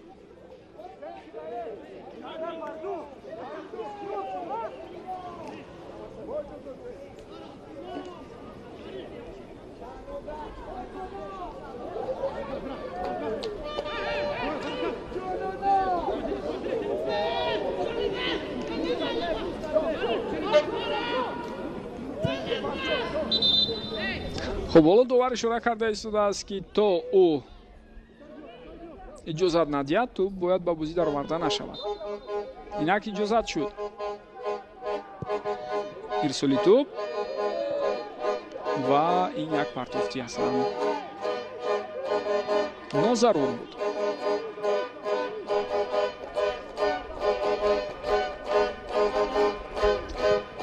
хуб, дӯстони гиромӣ, дар мавриди мавқеи дастаҳои мазкур дар ҷадвал болотар гуфтем, аммо як чизи дигарро ҳам ман мехостам ёдовар шавам ки вобаста ба мавқеъгирии ниҳоии дастаҳо аз ҳисоби امتیازهایی که در بازی خانگی و سفری به دست آوردند.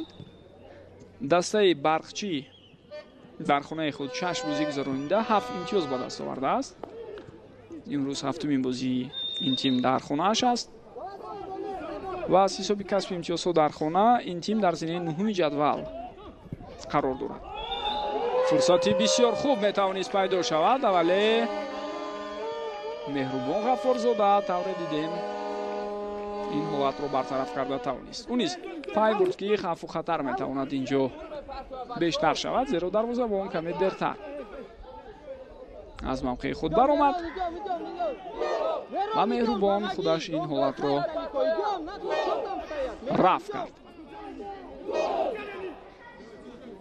بیل اوباما ارسن از اوت اینک توپ رو به بازی می‌دارد و مبارزه فوتبال‌بازی هر دسته دوام دارد. اینجا امکانیت هست برای دسته حاصلات اما ضربه اجرا شدن نه اونقدر قوی بود.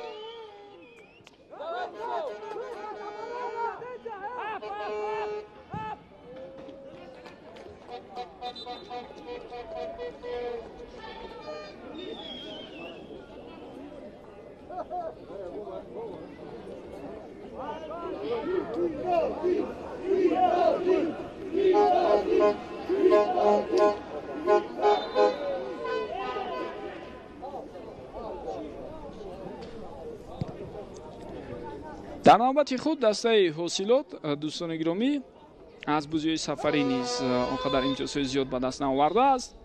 آنها در 6 بازی سفری صاحب 4 امتیاز شدند و نشان دهنده های هر دسته یعنی برقچی از حساب بازی خانگی، حاصلات از حساب بازی ها در سفر چندان خوب نیست.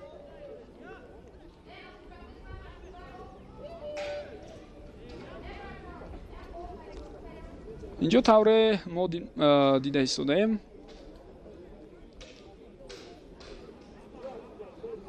بورته اکوای اندکی آسیب گرفت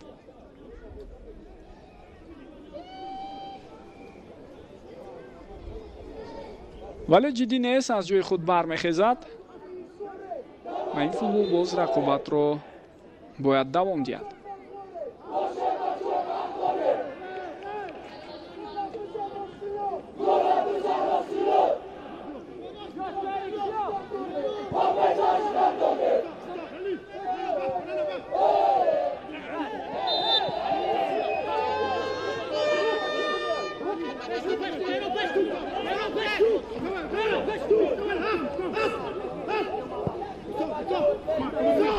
خب لحظه که قاعده بازی ویران شد میتوانید ببینید. بله سونده الونجی سانگ رو باز داشت فوتبال بازی برقچی.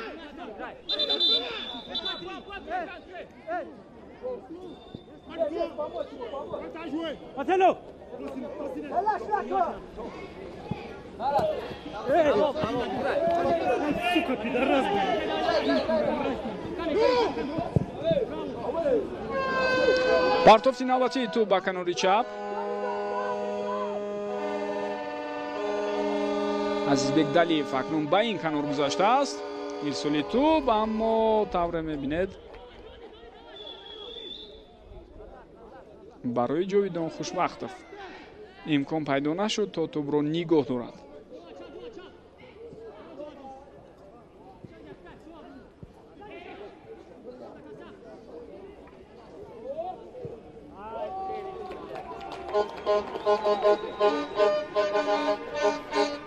дар марҳилаи якуми чемпионат вақте ин ду даста бо ҳам рӯбарӯ шуда буданд онҷо бо ҳисоби калони 3-0 дастаи барқчӣ тавонист пирӯз шавад. рӯзи 16 март бозӣ бо иштироки онҳо сурат гирифт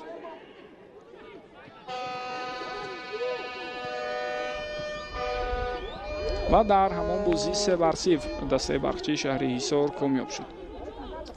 азизбек далиев дар дақиқаи 39 ҳисобро кушод, баъдан дар дақиқаи 1 илова шуда ба қисми 1 фредерик асанте гол зад ва дар дақиқаи 83 меҳрубон ҳамидов ҳисобро 3-0 карду ғалабаи калони барқчиро муқобили ҳосилот рақам зад. агар мо дар маҷмӯъ бозии охирро бо иштироки ин ду даста ба эътибор бигирем албатта андаке бартари насиби барқчӣ аст. зеро онҳо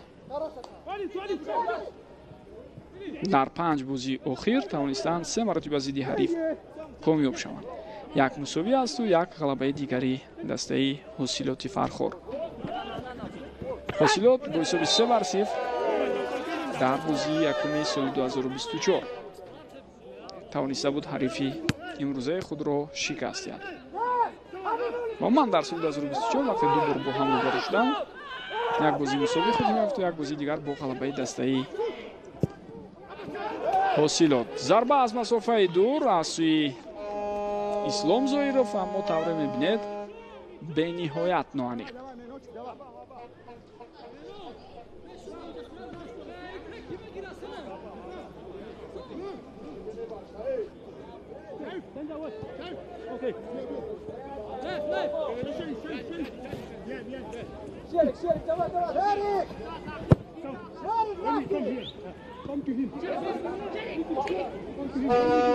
шерзод раҷабов ва бубинед ки инҷо баъд аз хатое ки ҳариф дошт чӣ гуна ин футболбоз метавонист истифода барад, аммо ӯ ҳам каме саросема шуд ва дарҳол сӯи дарвозаи Далер Азизов зарба зад.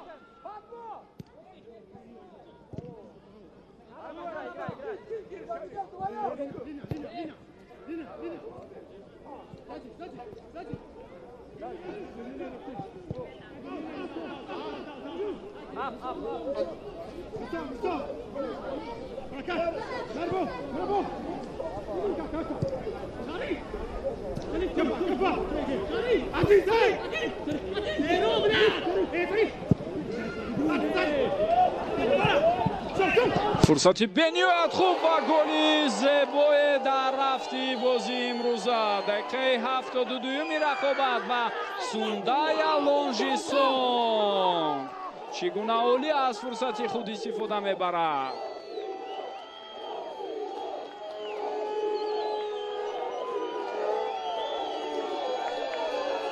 воқеан ҳам дар рафти лаҳзаи қаблӣ ҳам қабули тӯб, ҳам идомаи ҳаракат ва баъдан зарба аз сӯи Сундая Лонжисон бениҳоят олӣ буд.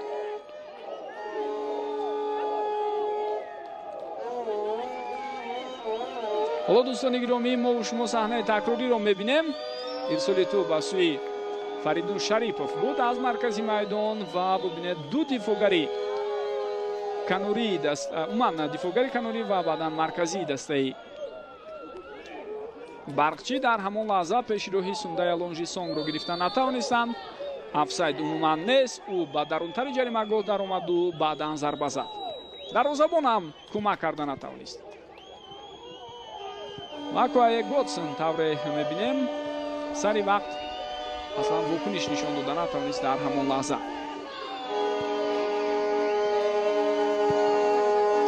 партофти навбатии тӯб ба канори рост. Ҷозеф Акомади пас медиҳад ба Патрик Рудольф. инҷо ҳуҷум давом дорад.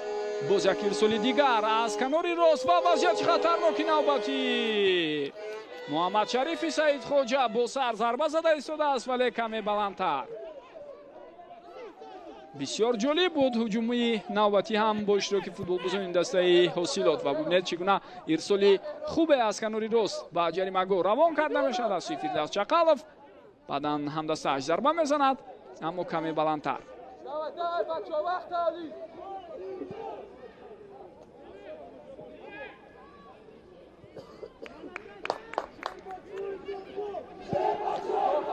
бортейни Гияши ирсоли навбатии тӯб ва вазъияти хатарнок метавонист бозам ба миён ояд, аммо довар ишора бар он дорад ки дар ҳамон лаҳза тӯб ба дасти Сундая Лонжисон расид.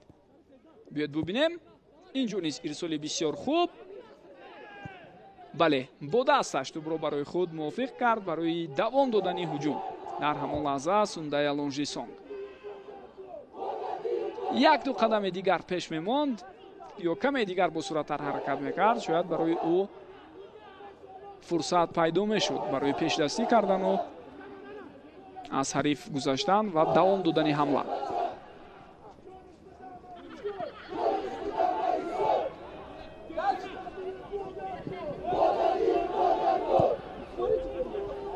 паси хато, аммо тӯб дар майдон нигоҳ дошта шуд. Азизбекдалиев ба қафо баргашт. Мусо Қаҳоров, паси ӯ на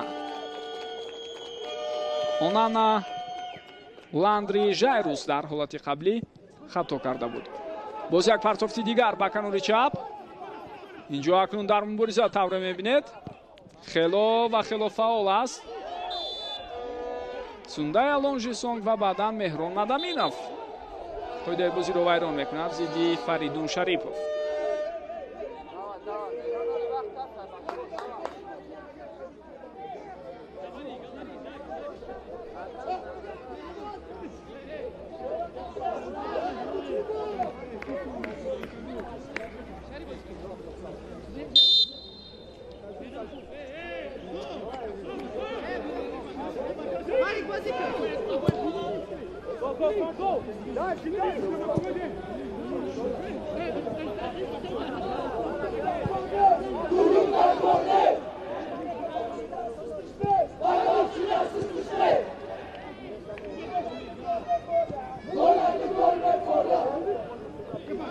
Япеву Капава, пас ба марказ, боз ҳам як шонси дигари бисёр хуб. Фаридун Шарипов тӯбро нигоҳ медорад. Акнун пас ба канори рост.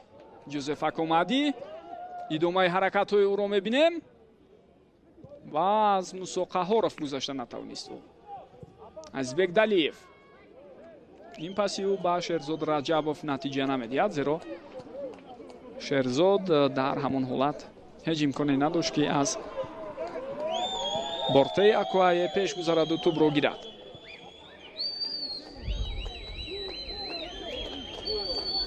голе ки дар дақиқаи 72 зад дастаи ҳосилот. бубинед акнун чӣ ҳолатеро ба миён меорад барои ин тим. онҳо пешсаф ҳастанд, вале бозӣ давом дорад. ҳоло метавонем бигӯем бо дар назар доштани дақиқаҳои иловагӣ метавонанд беш аз 15 дақиқаи дигар вақт дар ихтиёри дастаи мизбон бошад.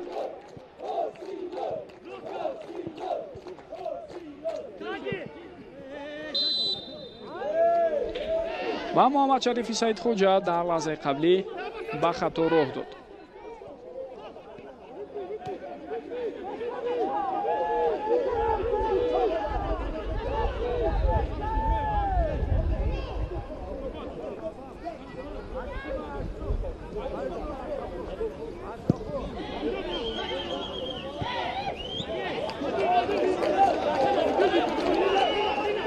Фаридун Шарипов бозам бо тӯб, паси ӯ ба канори чап. Сундай Алонжисонг, ин футболбоз замоне ки дар ҳайати дастаи Куктош бозӣ мекард, хотиратон бошад, аслан ҳуҷумкунандаи марказӣ буд ва тӯб гузашт. дар ин ҳолат Ислом Зоиров ирсоли тӯб аз сӯю на Муҳаммад Камол пешдастӣ мекунаду ҳамон лаҳза зуд тӯбро аз ҷаримагоҳ берун намуд.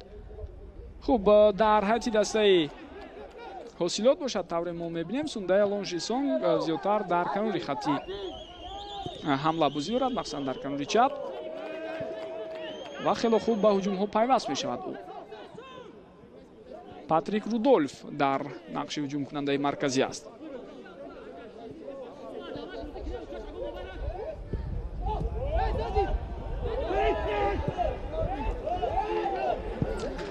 инак Патрик Рудольф канори рост пас дод.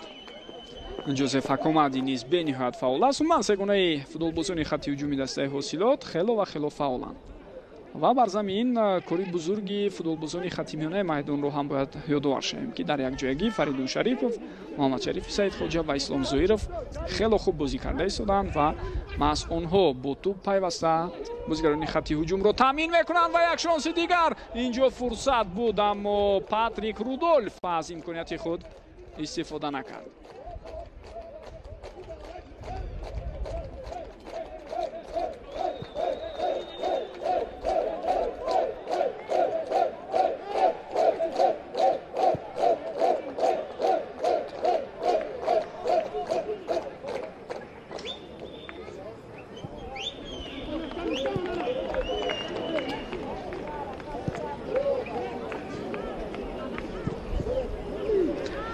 خب ارتباطро میانی футболбозони дастаи барқчӣ қатъ карданд. футболбозони дастаи ҳосилот ва инак тӯб дар ихтиёри онҳо аст.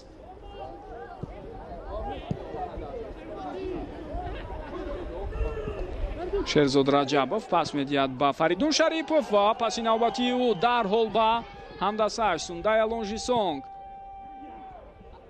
каме бо суръаттар тӯбро равон кард, аммо боз ҳам тӯб ба ихтиёри футболбозони дастаи меҳмон баргашт ва аз дур як зарбаи хатарнок аз сӯи Ҷозеф Акомади.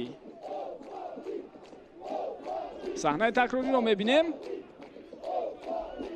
ин лаҳзаи қаблие ки зарба зад Патрик Рудольф ҳамон ҳолат аст ва инак зарбае ки худи Ҷозеф Акомади зад. хуб, тағйиротҳои навбатӣ дар ҳайати дастаи барқчӣ. Ҷовидон Хушвақтов аз майдон гирифта мешавад, ба ҷои ӯ Диловар Ҷамшедзода рақами 44 мебарад. ӯ аслан дифоъгар аст. ва ҳамчунин боз як тағйироти дигар, Онана Жай Русландри рақами 13 аз майдон гирифта шуд ва ба ҷои ӯ ба майдон рақами 49 Боатенг Фримпонг баромад. Акомади фурсати навбатӣ ва боз ҳам зарба мезанад, аммо медонед ин дафъа ба зарбаи ӯ бевоста ҳамдастааш халал расонд, зеро тӯб ба Патрик Рудольф расида самти ҳаракати худро дигар кард. хатоҳо аз сӯи футболбозони хатти дифоъи дастаи барқчӣ зиёд шуда истодааст ва то рафт барои ҳариф имкониятҳо ҳам пайдо мешавад. инҷо акнун тӯб аз майдон берун мебарояд.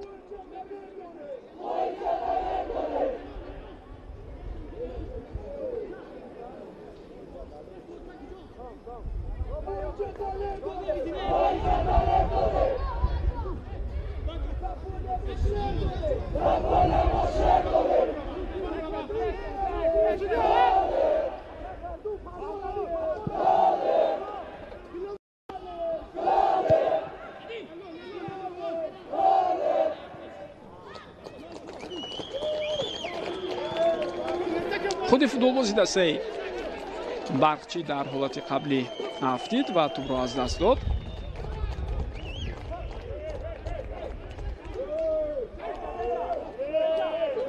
аммо ба бахти ӯ баъдан боз бозигари ҳариф ҳам иштибоҳ кард, Муҳаммад Шарифи Саидхоҷа.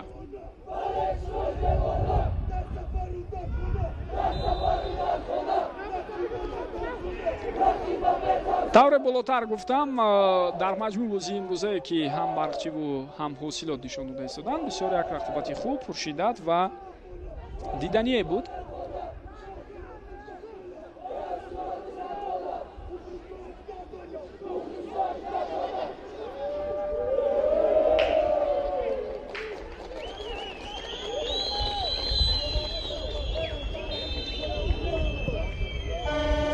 ирсоли тӯбро мебинем ва дар ин ҳолат акнун аз майдон берун мешавад баъд аз зарбае ки бозигари дастаи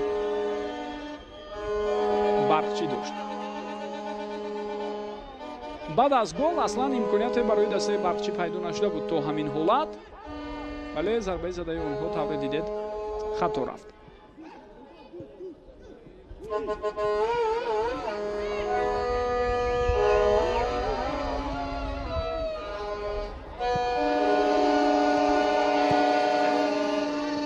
офсайд ҳаст ё на? бале, ин дафъа офсайд аст барои Сундая Лонжисонг.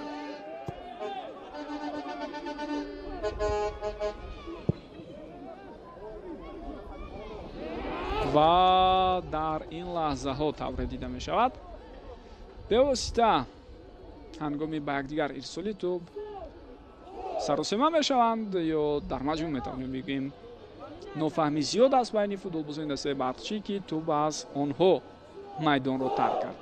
ҳар як лаҳзае ки тӯб аз даст дода мешавад, ҳар як лаҳзае ки вақт талаф меёбад, албатта барои онҳо метавонад дар охир бисёр ва бисёр арзиши гароне дошта бошад.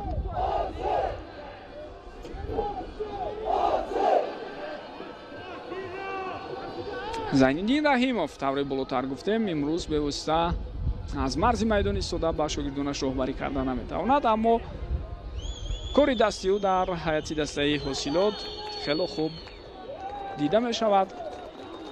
بسیار همان اسلوبی هم بازیه که او در دسته دیگری خود هم داشت در تیم حاصلات نیز اکنون خیلی خوب به نظر می رسد.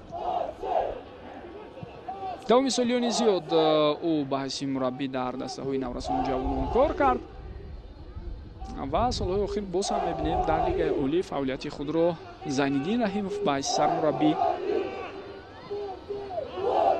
به راه مانده است. سال گذشته در رگرتداز بود، امسال اکنون در حاصلات.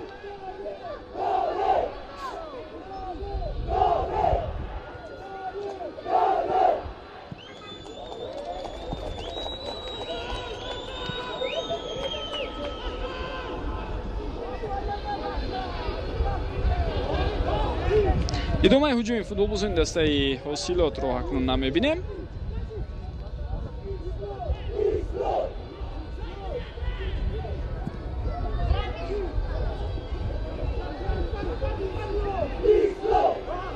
توپ فوتبالبازان دسته حاصلات ببینید خیلی خوب نگاه می‌دارند، اصلا در راه اندازی حمله نیز چندان سر و سیمه نیستند.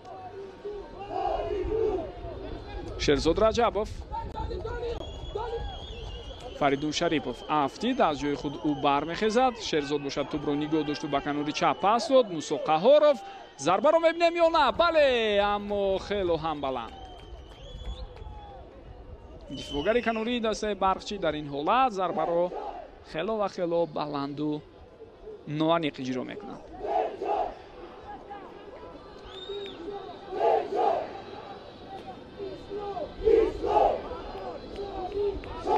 بار دیگر باید ببینیم چگونه توپ را قبول کرد، بعداً اندکی به مرکز اومد و سپس ضربه زد.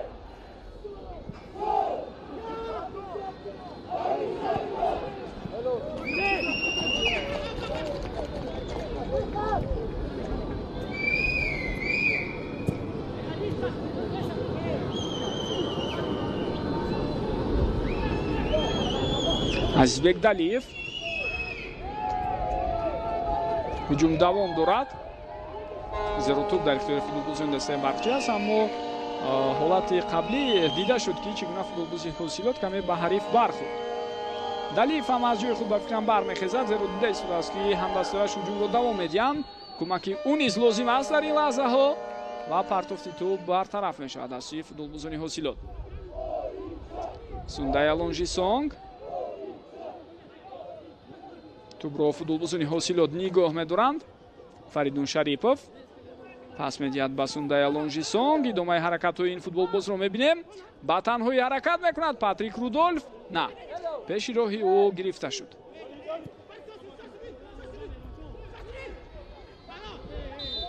خیلی و خیلی حرکتی زیاد است از هر دو جانب. شدتی بلندی بازی امروزه تا دقیقه پایانی ببینید نگاه داشته می‌شود.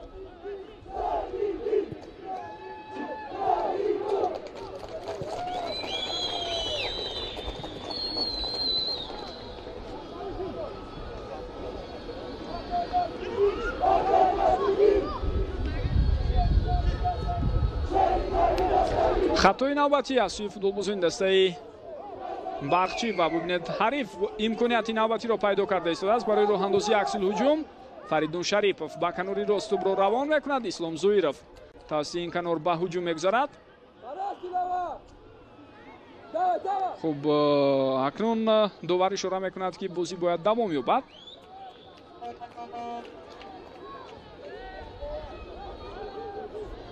اسلام هم از جای خود بالا می شود. بودن هر یک فوتبالباز در این گونه لحظه ها خیلی و خیلی مهم است، مثلا در کاری دفاعی. و ببینید بورته چگونه خوب توپ را از پیش پای حریف دور کرد.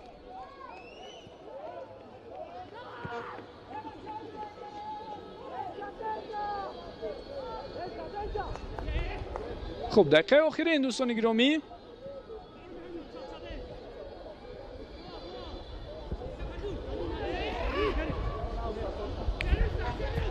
و در این لحظه اون ایستا با آخر تلاش میکند سوندای آلونژیسونگ برای تو.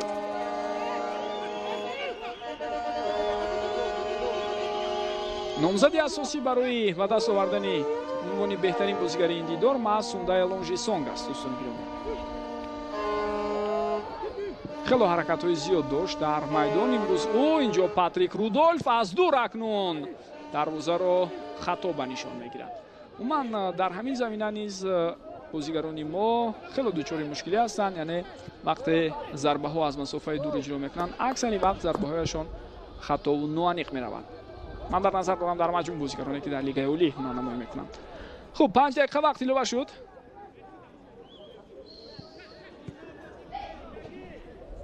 ва футболбозони дастаи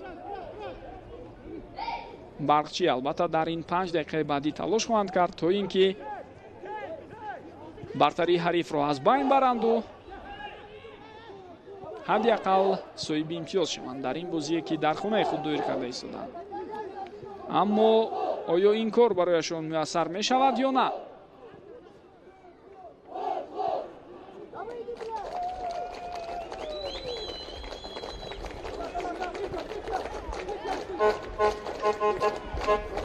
дар навбати худ футболбозони ҳосилотро бубинед чӣ гуна хуб тӯбро нигоҳ медоранд.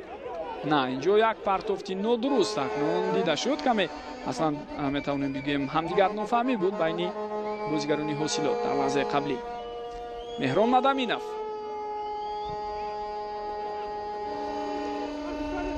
аут кор мекунад барои ҳамдастаҳояш. тӯб зуд ба бозӣ дароварда шуд.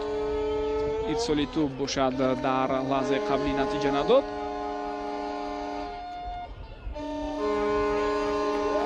ва бозам хато. муҳаммад Шарифи Саидхоҷа қоидаи бозиро вайрон мекунад. хуб, аз ин нуқта ҳам албатта имкони иҷрои зарбаи хатарноки ҷаримавӣ ҳаст. ба тӯб нарасид муҳаммад Шариф ва ҳарифро пешбо дод. Боатенг Фримпонг тавре дидед афтид. хуб, боз як тағйироти дигар дар ҳайати дастаи барқчӣ. аз майдон гирифта мешавад рақами 5 Баракатулло Неъматуллозода ва ба ҷои ӯ ба майдон мебарояд рақами 21 Дубир Амин.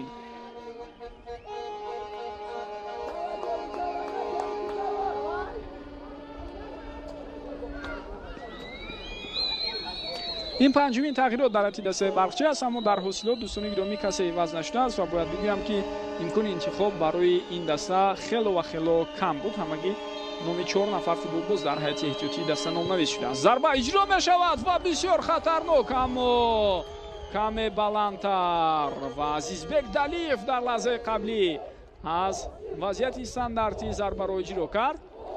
такрорам бубинем. бо пои чап зарбаи задаи ӯ ва ин зарба ҳамон тавре дида мешавад андаке баландтар рафт.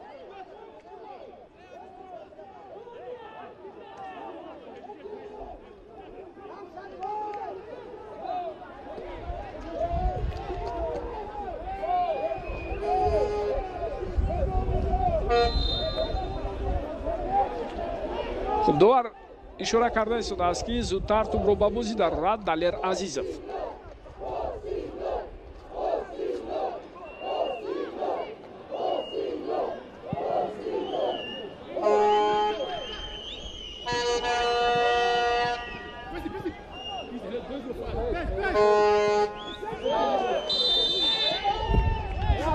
футболбози дастаи ҳосилот инҷо баъд аз садои хуштаки довар тӯбро зад, аз майдон берун кард ва корти зард гирифт.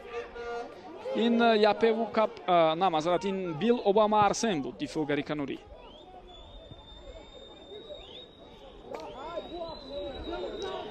фишор акнун дар ин лаҳзаҳо боз ҳам зиёдтар мешавад аз сӯи барқчӣ, зеро имконият барои онҳо то рафт кам шуда истодааст. ирсоли тӯбро мебинем ва довар садои хуштаки худро баланд мекунаду зудтар аз табибон хоҳиш карда истодааст ки ба майдон оянд, кӯмак расонанд. андаке осеби ҷиддӣ гирифт футболбози дастаи ҳосилот дар ҳамон лаҳза. Фирдавс Чақалов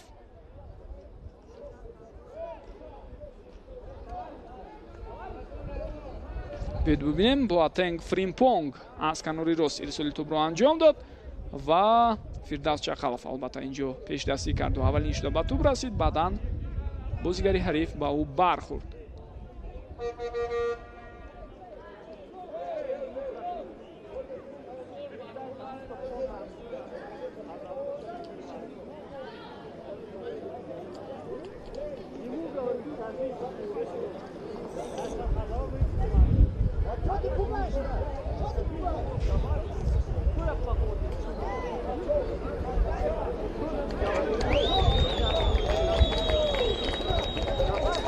خب طور بالاتر گفتیم تغییرات در حد دسته حاصلات نیست. مشکلی کادری در این تیم دیده می شود. یک قسمی زیاد از فوتبال بازانی که قبلا در این تیم بودن در بازی امروزه نام‌نویسی نشدن. اصلا شاید بعضی از اونها که از صلاحیت دسته رو ترک کردن که در روی خط بازیگران احتیاطی نام‌ناسب آنها دیده نمی شود. و چهار فوتبال بازی که است از آنها نیز یگان نفرش را به میدان نمیبرد مربی.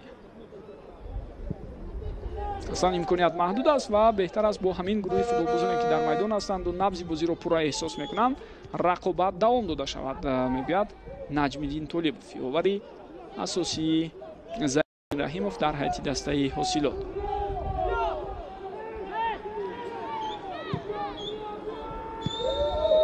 خب تلاش‌های نوبتی فوتبالبازان دسته برقچی باز هم نتیجه نداد و فوتبالبازان حاصلات باشد در نیمه میدانی خود توپ را نگاه می‌دارند. مهم این است که وقت تلف یابد و البته بعضا وقت میتوانند باز هم برای آنکه بیشتری دقیقه‌های بعدی یا ثانیه‌های بعدی هم تلف یابد توپ را به نیمه میدانی حریف مخصوصا به اون قسمت‌هایی که کسی نیست روان کنند. خیلی مبارزه جدی میبرند فوتبالبازان دسته حاصلات. اینجا امکانیت هست برای زدن گل دوم سونده لانژیسونگ و پس او اینجا نه فرصت از دست سال هم نرفته است فوتبالبازان دسته حاصلات. اینجا توپ را صاحب میشوند اما حالت قبلی بسیار جالب بود و آنها امکانیت خوب داشتند برای زدن گل دوم. با همین تمام دوستان گرامی دقیقه علاوه شده بر زمین 5 دقیقه علاوه کرده داور خاتمه می‌یابد و در آخرین بازی دور 13 و آخرین بازی نیمه یکم رقابت‌ها در لیگ اولی در بازی که برقچی شهر حصار در خانه خود حاصلات فرخور را قبول کرد حساب 0-1 خاتمه یافت. در این بازی هنرنمای بسیار خوبی فوتبالبازان دسته هم برقچی و هم حاصلات را باید قید کنیم اما وقتی مهمانان بلندی کرد برای بازی گل یگانه که سونده لانژیسونگ در دقیقه 72 زد آنها پیروزی خود را به دست آوردند. بسیار سپاس میگویم دوستان گرامی که طول این مدت همراه ما بودید. یک جو با شما از ورزشگاه مرکزی شهر حصار این بازی را پرویز محمد امین با جمع همکارانم تماشا کردیم. تا دیدارهای دیگر صحتمند و کامیاب باشید. خیر.